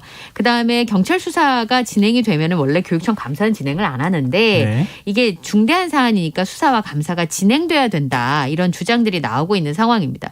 그리고 그 당시 학교에서 행정실장을 제외하고 어느 누구도 처벌받지 않았기 때문에 이런 일들이 반복되는 건 아닌가라고 하는 비판들이 지금 나오고 있는 상황인데요. 어쨌든 이 친구가 열심히 공부를 해서 좋은 성적을 받았을 수도 있기 때문에 네, 그렇죠. 단정하는 것은 굉장히 위험한 일이라는 생각이 좀 드는데요. 열심히 공부한 다른 학생들도 있기 때문에 이 부분에 대해서 분명한 수사가 좀 있었으면 좋겠다 싶습니다. 네. 전혀 근거 없는 의혹 제기가 나온 것 같아 보이지는 않고 네. 지금까지 설명해 주신 걸로 보면 그러니까 이게 한번 의심이 생기면 또 학생들 사이에서 불신이 커지잖아요. 학부모들 사이에서도 네. 그렇고 이번 기회에 좀 의혹이 있다면 말끔하게 좀 해소하고 진짜 만약에 범죄 혐의가 있다고 그렇죠. 하면 처벌을 해야겠죠. 그럼요. 네. 네. 다음 뉴스로 넘어가 보겠습니다. 오토 폴딩 기능이 있는 유모차의 오작동으로 아기 손가락이 절단되는 사연이 온라인상에서 퍼지고 있어요. 네, 요 아기는 이제 글에 따르면 봉합 수술을 지금 마친 상태인데 네. 이 글을 쓰신 분은 17개월을 그러니까 둔 임산부다 이렇게 소개를 했어요. 어린이집에 이제 3개월 전에 딸을 이제 17개월 된 딸을 어린이집에 보내려고 이제 네. 유모차를 이제 폴딩 유모차라고 해서 접혔다 폈다 하는 건데 네. 펼쳐서 벨트를 한 다음에 브레이크를 풀고 출발하려고 하는 유모차가 갑자기 접혔다는 거예요. 이거 막 우니까 유모차를 억지로 이제 재빨리 펼쳤는데 그 폴딩 부분에 손가락이 껴가지고 절단되는 사고가 벌어졌다. 이건 이제 글에 올라온 커뮤니티 게시판에 올라온 당시 사고 상황입니다. 네. 그런데 이 어머니에 따르면 대학병원에서 지금 이제 봉합 수술을 마친 상태고 손가락 일부가 괴사가 됐대요. 그래서 아이고. 지금 지켜보는 상황인데 이제 어머니 입장에서는 해당 업체에 결함이 있으니까 손해배상을 신청을 하고 있는데 업체 측에서는 사용상의 부주의이기 때문에 우리가 손해배상 책임을 부담해야 될 이유가 없다라고 하면서 민사조정 소장 등기가 도착을 했다고 합니다. 그래서 유모차를 쓸 때 이게 접었다 폈다 하는 거니까 완벽하게 딱 들어가지 않으면 이렇게 접힐 수 있잖아요. 예, 그러니까 예. 본인은 항상 딸깍 소리를 확인하고 태우는 버릇이 있었는데 폴딩이 되지 않았더라도 손가락이 혹시라도 끼어서 절단될 위험이 있으면 마감 처리가 돼 있어야 되는 거 아니냐. 그러니까 그 유모차가 정말 나의 부주의냐 이렇게 되묻는 내용들이 있었습니다. 실제로 한 2009년에 유모차 업체에서도 이 안전사고 문제로 유모차 100만 대를 대규모 리콜했던 상황이 있었는데요. 그때도 문제가 됐던 게 손가락 끼임하고 절단사고와 관련된 문제였었거든요. 예. 사실 유모차를 탈 때는 애기들이 너무 어리니까 부모님들이 사실 조금만 위험한 상황에도 굉장히 많이 놀래는 시즌이잖아요. 아이들이 유모차에 잘 안 타려고 하기도 하고 그쵸. 발버둥을 쳐서 네. 억지로 태우는 과정도 있고 그래서 이런 경우에는 굉장히 안전해야 되는 건 뭐 틀림없는 거죠. 네, 그러니까 부모님들은 굉장히 불안하다라는 호소를 하고 있고요. 지금 자동 이렇게 오토폴딩 유모차를 판매하는 업체들은 또 업체들대로 우리는 그 제품하고 무관하다. 지금 계속 그런 입장문을 내고 있는 그런 상황인데요. 아직까지 업체에서 입장 표명을 하지 않은 상태인데 이거가 이제 게시판에 계속 돌고 있는 그런 상황이에요. 예. 네, 이게 뭐 갑자기 또 다른 또 애꿎은 유모차 업체들이 또 피해를 볼 수도 있는 거잖아요. 예. 그러니까 조금 정리가 좀 필요하지 않을까 이런 생각이 드네요. 자, 마지막 뉴스입니다. 이은혜 계곡 살인 사건 발생지였던 계곡이 여름을 맞아서 관광객으로 붐비고 있다고요? 네. 그러니까 원래 사실 가평군 용소계곡은 꽤 유명한 관광지이기도 하고 열대가 네. 계속되니까 더우니까 주말에도 많이들 찾으시기는 하는데요. 사진을 보니까 취재 기자가 가서 이 언덕 절벽이죠. 사실 다이빙을 하는 곳이니까 그 절벽에 그 구명조끼를 입으신 20-30여 쫙 서 있는 사진이 취재 기자의 찍힌 부인이 보이더라고요. 네. 그러니까 보니까 사망사고 발생 지역에는 현수막도 있는데 그거와 상관없이 다이빙 하시는 분들이 많이 있었다. 다이빙하지 말라고 현수막에 붙어 있어요. 네, 그러니까 사망사고 발생 지역이라는 거죠. 사망사고 그러니까 발생 주의가 지역이다. 필요하다라는 네. 의미인데 실제로 약간 위험한 순간들도 취재 기자 눈에 목격이 되기도 했었습니다. 근데 사실 여기가 이제 궁금한 거는 우리가 이은혜 사건과 관련돼서 여기가 이제 남편 윤모 씨가 사망한 지역인데 알고 오시는 건지 이제 이런 부분들에 대해서 좀 궁금한 측면이 있었는데요. 네. 실제로 여기가 이제 10,000원 정도 입장료를 받는데 만차였다 그래요. 그러니까 그 사건 입장료를 받아요. 예, 그 사건 이전엔 이렇게까지 많이 오시진 않았다고 합니다. 그리고 실제로 그 사건이 있었던 곳이냐 이렇게 물어보시는 분들도 있고 얘기를 들어서 와봤는데 굉장히 좋은 곳이다. 그러니까 뭐 풍광도 좋고 이제 그런 얘기들을 좀 한다고 하는데요. 그러니까 문제는 사실 뭐 어떤 얘기를 듣고 가셔도 큰 문제는 없습니다만 여기가 이제 익사 사고가 종종 발생하는 지역이어서 그런 부분에 있어서 주의가 좀 필요하다라고 하는 부분입니다. 일단 이런 거는 지역 주민들이 잘 아시잖아요. 네, 그렇죠. 지역 주민들은 뭐라고 얘기합니까? 그러니까 여기에 뭐 많은 분들이 오시는 거에 대해서 이 살인 사건이 보도가 되고 나서 더 많이 알려진 것 같다 이렇게 말씀을 하시고요. 그리고 이제 오전 9시부터 6시까지는 안전요원 6분이 계세요. 그러니까 이제 다이빙을 하다가 혹시 위험한 상황이 발생을 하더라도 안전요원분들이 좀 구해줄 수가 있는데 이은혜 사건에서도 그랬지만 6시가 지난 이후에는 안전요원들이 퇴근을 하시잖아요. 그러면 도움을 청할 수 있는 상황이 쉽지 않은 거죠. 네. 그리고 작년에도 익사 사고가 있었던 지역이기 때문에 네. 사실 6시 이후에는 본인들이 오롯이 책임을 져야 되는 부분이니까 그런 부분에 있어서는 좀 신경을 쓰셔야 될 것 같다라는 부분입니다. 그리고 이런 가능성이 있으니까 좀 안전 조치가 좀 더 있어야 되는 건 아닌가. 참 이렇게 사람 심리라는 게 그런 것들 그런 사건을 보면서 또 거길 가보고 싶다 이런 심리가 뭐 발동하는 측면도 있는 것 같은데 네. 말씀하셨던 것처럼 무엇보다도 안전이 제일 중요하겠죠. 네. 근데 그나저나 지금 이은혜하고 공범 조연수에 대한 재판은 어떻게 진행 중입니까? 그러니까 지금 지난번에 말씀드린 것처럼 증거를 다들 부인을 하고 있기 때문에 이은혜와 조연수 측에서 이후에 이제 증거 목록을 확인하는 절차들이 이제 이후에 진행이 될 텐데요. 문제는 그 이은혜가 남편 윤모 씨를 상대로 가스라이팅을 통해서 살인을 저질렀다. 이게 지금까지 전례가 없던 판례이기 때문에 만약에 네. 이번에 그렇게 판결이 난다고 하면 아마 거의 최초의 사례가 될 만한 그런 상황이거든요. 그러니까 기자분들이 이전에 가스라이팅을 통한 살인과 관련된 판례가 있는지를 확인해 봤을 때 딱히 나오는 게 없었다고 합니다. 그리고 이제 살인죄임에도 불구하고 아시다시피 접촉이 전혀 없었던 그런 상황이잖아요. 그렇죠. 그래서 지금 이은혜와 조연수의 3차 공판이 이제 열리고 그리고 40명을 증인으로 채택을 했습니다. 그래서 9월 23일까지 12차례 공판을 열 예정이고요. 한 기일마다 1명에서 10명의 증인을 불러서 변호인 입장과 관련돼서 이제 증거를 능력을 확인하는 절차에 들어갈 예정입니다. 8월 9일 오후 3시에 공판이 열린다고 하네요.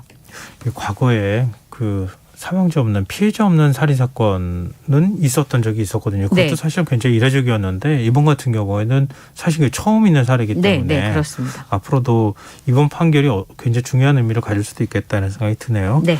네, 오늘 밤참수 여기까지 듣겠습니다. 지금까지 이현경 뉴스캐스터와 함께했습니다. 고맙습니다. 감사합니다.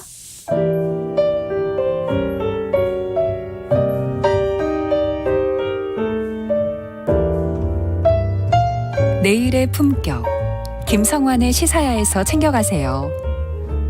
하루를 마무리하는 시간 꺼내보는 당신의 지식 창고. KBS 1라디오 김성환의 시사야.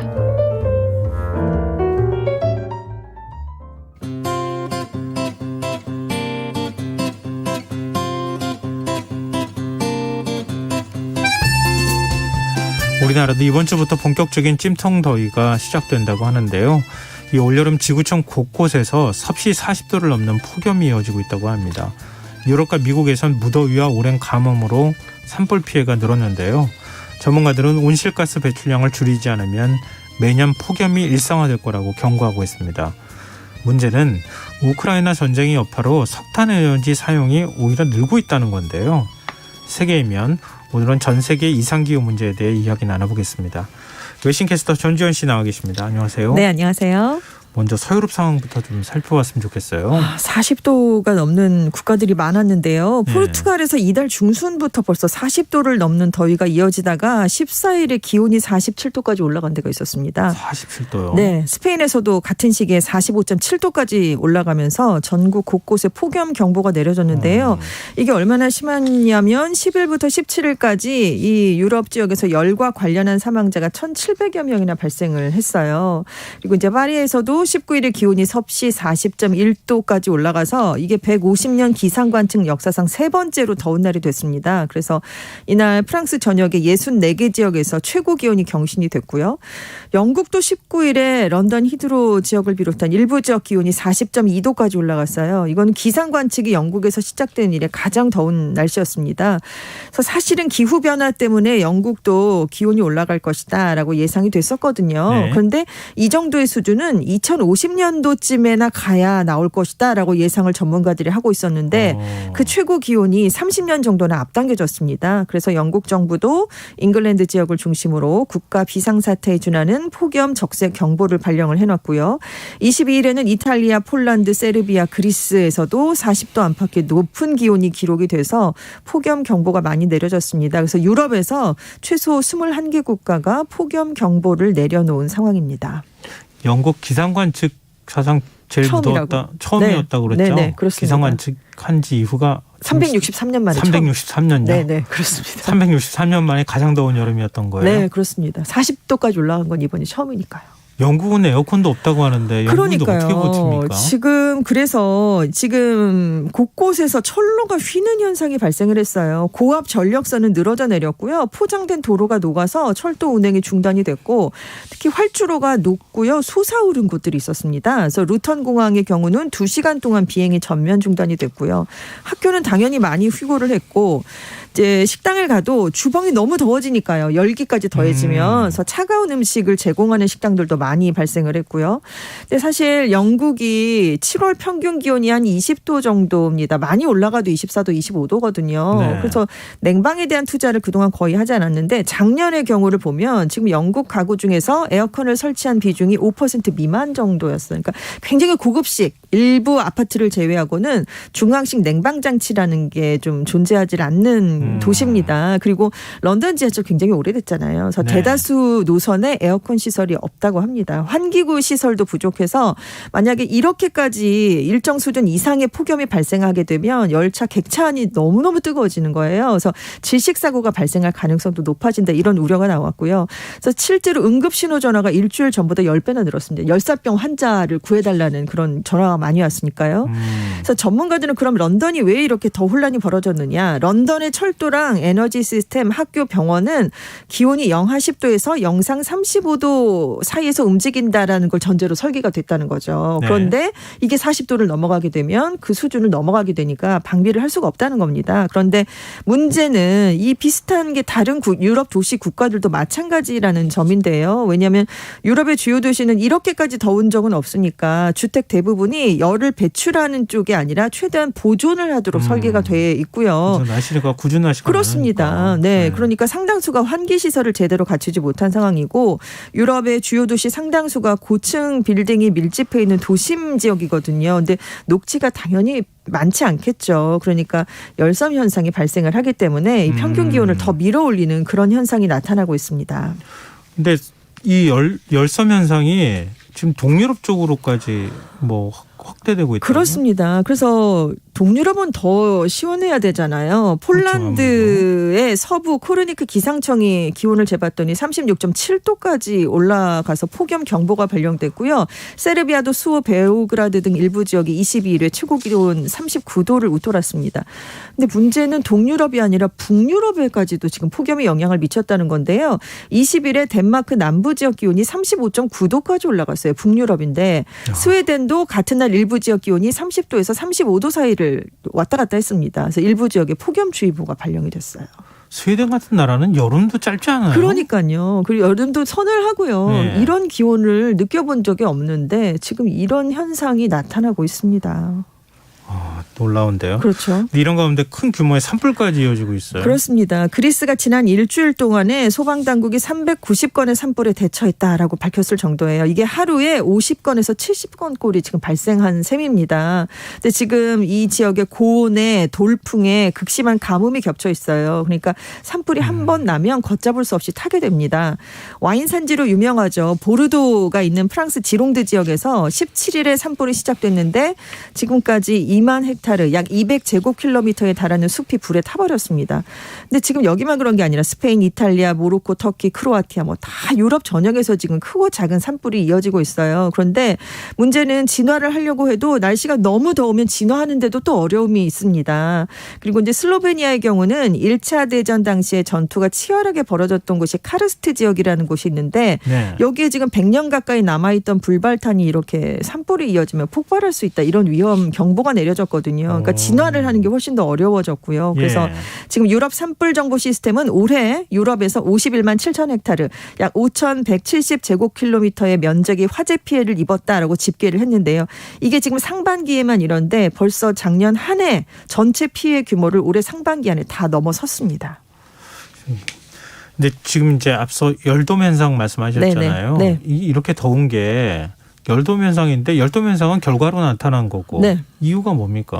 지금 이번 열파가 말씀하신 것처럼 서유럽에 강범위하게 자리 잡은 열돔 고기압에서 비롯이 된 건데 지금 대기 흐름이 정체된다는 게 문제예요. 거대한 고기압이 딱 완전하게 자리를 잡고 있으면 대기 흐름이 원활해지지 않거든요. 이걸 블로킹 현상이라고 하는데 대서양 쪽에 저기압이 있는데 이 저기압이 시계 반대 방향으로 돌면서 아프리카 대륙이 머금고 있는 뜨거운 공기를 지금 서유럽 쪽으로 계속 밀어올리고 있는 그런 현상입니다. 그런데 문제는 유럽 대륙 쪽에도 거대한 고기압이 형성돼 있다는 점이거든요. 그러니까 아프리카에서 뜨거운 공기가 올라왔는데 이 고기압에 막혀서 빠져나가지 못하는 거예요. 그러니까 지표면은 계속 달궈지고 그 지열이 다시 올라오니까 더 달궈지고 그래서 결국은 해결책은 온도차로 부는 강한 바람인 제트기류가 활약을 해줘야 됩니다. 이게 추운 극지방하고 따뜻한 적도 지방에서 더운 이제 공기가 있으니까 그 공기의 차이로 그 사이에서 만들어지는 게 제트기류거든요. 이게 정상적으로 흐르면 날씨가 이상 기온을 보이지 않게 되고 그 뜨거운 공기를 몰아내게 되니까요. 그런데 문제는 지금 지구 온난화 때문에 북극의 기온도 많이 올랐습니다. 그러니까 이 공기의 뜨겁고 차가운 그 차이가 별로 없어지게 된 거예요. 다 뜨거운 공기가 돼버린 거예요. 그러니까 이 제트기류가 뜨거운 공기층을 밀어낼 힘이 부족해졌습니다. 그래서 여름철에 바람이 줄어들게 된 거예요.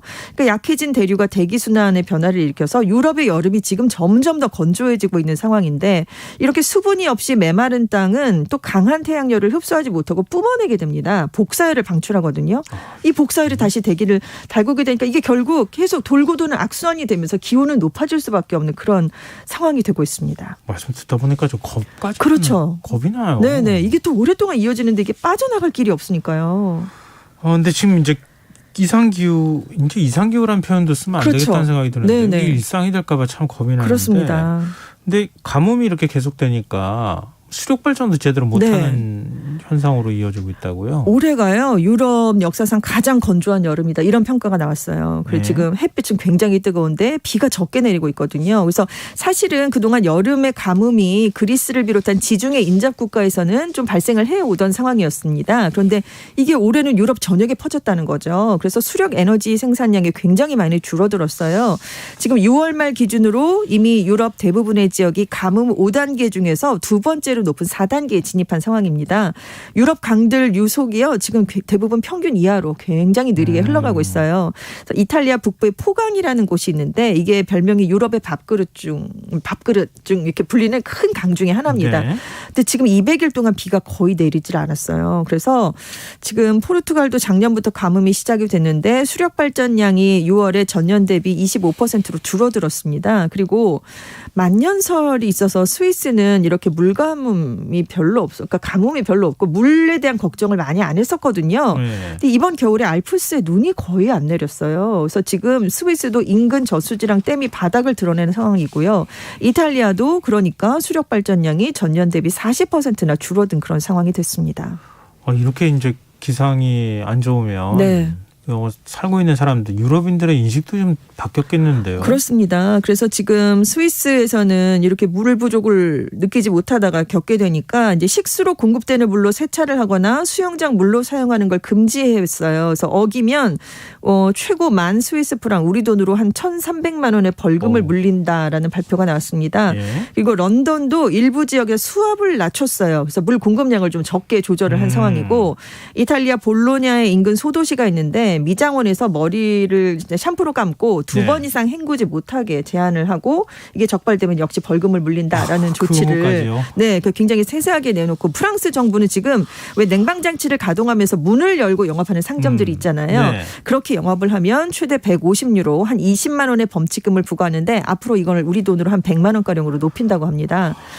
지금 유럽의 노동자들이 폭염에 이렇게 해서 우리가 일을 할 수가 있겠느냐. 너무 어렵다. 근무가 가능한 직장 내 최고 온도를 법으로 그럼 정해달라라는 요구를 하기 시작을 했어요. 지금 EU 전체 노동자의 한 23%가 업무 시간 중에 한 4분의 1은 고온에 노출이 되고 있는 것으로 나타났는데 지금 상당 국가가 직장 내 최고 온도를 법으로 규정해 놓지 않고 있는 상황입니다. 그래서 지금 영국에서 총리 경선이 그동안 치러졌잖아요. 일부 후보들은 직장 최고 온도를 27도에서 30도로 정하자 이런 얘기를 내놓기도 하는 그런 상황이었고요.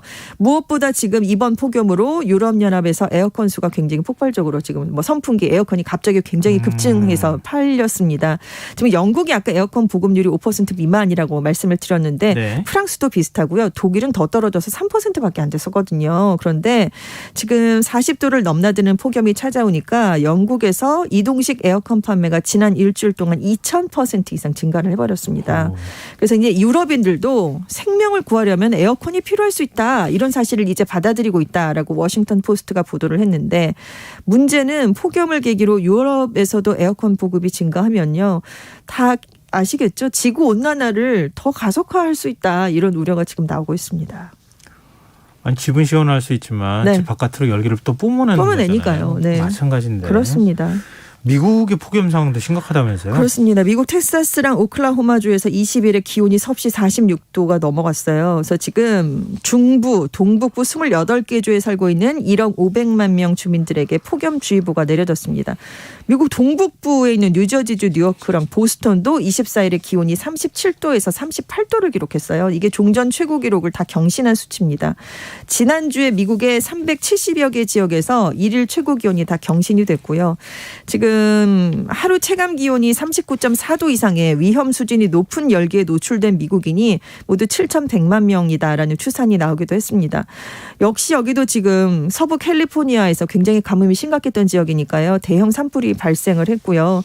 지금 서부 지역에 이번 주에 폭염 열파가 도착할 것으로 예상이 되고 있습니다. 근데 미국도 지금 대기 정체가 주요한 원인으로 꼽히고 있는데요. 미국 서부 연안의 동태평양 그리고 대서양 부근 동쪽에 굉장히 큰 고기압이 자리를 하고 있는데 여기에 고기압에 의한 서풍이 서부 산맥을 넘으면서 중남부 지방에서 아주 극심한 고온이 지금 발생을 하고 있습니다. 바이든 대통령이 국가 비상사태 선포까지 고려하고 있어요. 그렇습니다. 왜 미국의 대통령 기후 특사가 있잖아요. 존 케리 특사가 있거든요.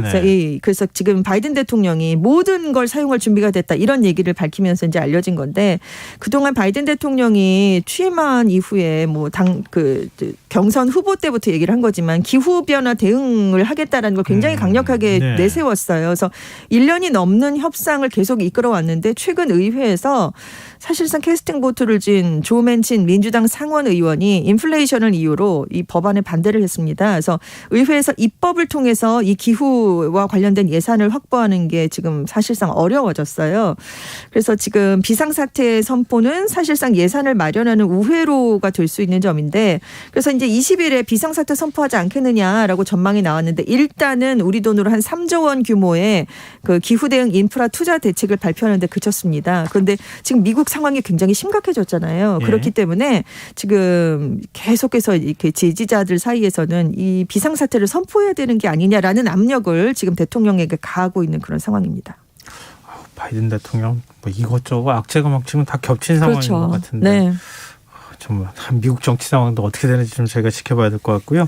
지금 이런 이제 폭염이 아시아라고 예외는 아니잖아요. 그렇습니다. 지난달 27일부터 이번 달 3일까지 일주일 동안에 일본 도쿄에서는 52명이 열사병으로 사망을 했어요. 이 기간에 도쿄 도심 최고 기온이 매일 35도가 넘었습니다. 일부 지역은 40도까지 올라갔고요. 그래서 일본에서 한 보험사가 그래서 올해 열사병을 보장하는 보험 상품을 내놨거든요. 이게 지금 신청이 폭증하고 있는 상황입니다. 중국도 지금 허난성, 허베이성 같은 일부 지역 기온이 44도 안팎까지 올랐어요. 그리고 저장성과 푸젠성에서는 오늘 한때 기온이 섭씨 42도를 넘으면서 사상 최고 기록을 경신했습니다. 그래서 지금 여기도 이달 말까지 계속 폭염이 이어질 수도 있다 이런 얘기가 나오거든요. 그래서 계속해서 폭염 기록은 경신될 것이다라고 관측이 되고 있습니다. 해외 사례 지금 말씀해 주시니까 우리는 그나마 다행이구나 이런 생각이 갑자기 들었는데 이렇게 생각하면 안 되지만 안 되죠. 사실 기후위기 대응에 있어서 이산화탄소, 탄소 배출량 줄여야 된다고 전문가들이 끊임없이 경고해 왔었잖아요. 그렇습니다. 결국 이제 이런 문제 해결하기 위해서는 탄소 중립으로 가야 되는 겁니까? 그렇습니다. 프랑스 소르본대 보타드 교수라는 전문가가 있는데요. 프랑스 기온이 향후 수십 년 내로 50도에 도달할 가능성을 이제는 배제할 수 없다라는 얘기를 내놨어요. 그런데 이건 프랑스만의 얘기가 아니다. 이미 최고 기온이 뭐 44도, 47도까지 오른 나라들이 있으니까 그 나라들도 마찬가지로 50도를 넘길 가능성이 크다라고 얘기를 했는데요. 지금 평균 기온이 19세기 산업화 이전에 비해서 지구 온도가 1.2도 정도 상승을 했거든요. 근데 이것도 더 극심한 폭염을 불러오는 원인 중에 하나로 지목이 되고 있습니다. 실제로 19세기에 산업화가 되기 이전에는 10년에 한 번꼴로 폭염이 발생했었거든요. 이 폭염이 지구 온도가 1.5도로 올라가게 되면 10년 동안 4.1번 발생할 것이다. 이런 연구가 있는데 만약에 지구 온도가 2도 상승을 하면 이 10년 동안 폭염이 대여섯 차례나 발생할 수 있다. 이런 전망이 지금 나오고 있어요. 그래서 지금 사실 지구 온난화 때문에 기온이 상승할 것이다라고 예상치를 계속 내놨던 전문가들도 이번 폭염 수준에 놀라고 있는데요. 자기들이 예측했던 시기보다 훨씬 더 빨리 찾아왔기 때문입니다. 그래서 기후위기에 맞서서 우리가 더 적극적으로 대응을 해야 된다라고 이분들은 계속 주장을 하고 있는데요. 현실은 좀 약간 거꾸로 가는 느낌입니다. 근데 기후위기에 대응하기 위해서는 그만큼 비용을 들여야 되는 거 아니에요? 그렇습니다. 산업 체계 자체를 이제 에너지 수급 방식 자체를 바꿔야 되는 건데 지금 인플레이션 때문에 우크라이나 전쟁 때문에 오히려 석탄 발전소를 더 가동해야 된다. 그렇습니다. 석탄 에너지를 더 더 많이 써야 되는 상황이 된 거잖아요. 그러니까 우리가 화석 연료를 줄이자라는 거에 대해서 이제 다 공감대를 형성을 하긴 했지만 이게 뭐 실제로 이제 다 이제 잘 되질 않아서 그렇지요. 그렇지만 그렇게 하기로 많이 합의를 했잖아요. 그런데 러시아가 우크라이나를 침공하면서 지금 유럽의 에너지를 무기화하고 있습니다. 가스 공급을 끊을 수 있다. 약간 이런 움직임을 계속 보이고 있기 때문에 유럽의 각국들이 지금 그동안 가동을 중단했던 석탄 발전소를 지금 다시 가동을 하는 분위기예요. 그래서 지난달에 사실 독일이 환경 정책에 굉장히 앞장섰던 나라인데요. 그렇죠. 독일을 비롯해서 오스트리아, 네덜란드가 그동안 가동을 멈췄던 석탄 발전소를 재가동하거나 아니면 생산량 한도를 더 늘리겠다 이런 방침을 밝혔습니다. 그리고 유가가 오르면서 지금 사우디에게 석유를 증산해달라는 요청도 굉장히 늘고 있거든요. 그래서 사실 화석연료 가격이 오르면 사람들이 대체 에너지를 찾을 것이다라고 지금 환경 전문가들은 예상을 해왔지만 그게 오히려 지금 반대적으로 나타나고 있는 거고요. 지금 미국도 지난달 말에 연방대법원이 또 어떤 결정을 내렸냐면 미국 환경보호청이 석탄발전소 온실가스 배출을 광범위하게 규제할 권한이 없다라면서 여기에 제동을 걸었어요. 그러니까 지금 바이든 대통령이 아까 말씀하신 것처럼 예산도 안 되고 지금 연방대법원에서도 해결이 안 되고 지금 여러 가지 지금 굉장히 어려운 상황에 놓여 있는 그런 모습이고요. 그래서 지금 폭염에 대처하려고 더 많은 화석연료를 쓰고 있는 악순환의 고리에 지금 세계가 빠져 있는 셈입니다. 그런데 이 화석연료는 더군다나 석탄은 연소할 때 천연가스보다 이산화탄소를 2배가량 더 많이 배출을 하거든요. 그러니까 사실상 가장 빨리 이거를 퇴출시켜야 되는데 오히려 지금 폭염 상황에서 이 생산량을 더 늘리는 그런 후퇴를 하고 있습니다. 그래서 유럽연합은 이건 에너지 무기화에 대응하기 위한 임시 조치다라는 걸 굉장히 강조하고 있어요. 우리는 기후정책을 후퇴하는 게 아니다. 근데 이게 당분간 이어질 수밖에 없는 그런 전망이 나오고 있거든요. 하루아침에 해결될 수 있는 문제가 아니잖아요. 그렇습니다. 특히 러시아가 지금 뭐 천연가스 공급하는 거 그것도 끊겠다고 얘기하고 그렇습니다. 서유럽에서도 러시아 거 안 받겠다고 얘기하고 있잖아요. 네, 그렇습니다. 근데 거꾸로 만약 이번 겨울에 한파가 찾아오면 이거 뭐 큰 난리가 날 것 같다고. 근데 사실 이제 유럽 국가들이 그 한파에 대비하려고 가스를 굉장히 비축해 놨는데 지금 폭염 때문에 그걸 서둘러서 써야 되니까요. 좀 부족한 건 훨씬 더 많이 늘어났죠. 오도가도 못하고 이래저래 고민일 수밖에 없는 것 같은데요. 네. 청취자 422님께서 보통 일이 아니네요. 이렇게 더우면 에어컨을 자주 더 틀게 되는데 그렇죠. 사실 에어컨 이렇게 쓰면 기온은 더 심각해질 테고 앞날이 걱정입니다. 이런 의견 주셨고요. 김종원님. 영화 투모로우가 생각납니다. 후덜덜 이렇게 문자 보내주셨어요. 네. 이런 일들이 영화 속에서 벌어지는 게 아니라 우리 일상이 되고 있다는 게 참 여러 가지로 걱정이 되는 거네요. 자, 지금까지 세계의 미연 외신캐스터 전지현 씨였습니다. 고맙습니다. 네, 감사합니다. 김성환의 시사야 오늘 수사 여기서 마칩니다. 모바일 쿠폰 당첨자는 홈페이지 공지사항에서 확인하실 수 있습니다. 편안한 밤 되십시오.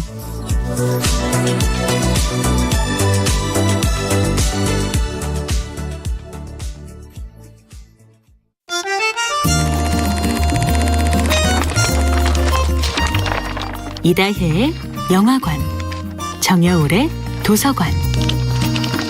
안녕하세요. 영화에 대해 자팍다식한 대화를 나눌 이다혜입니다. 이다혜의 영화관에서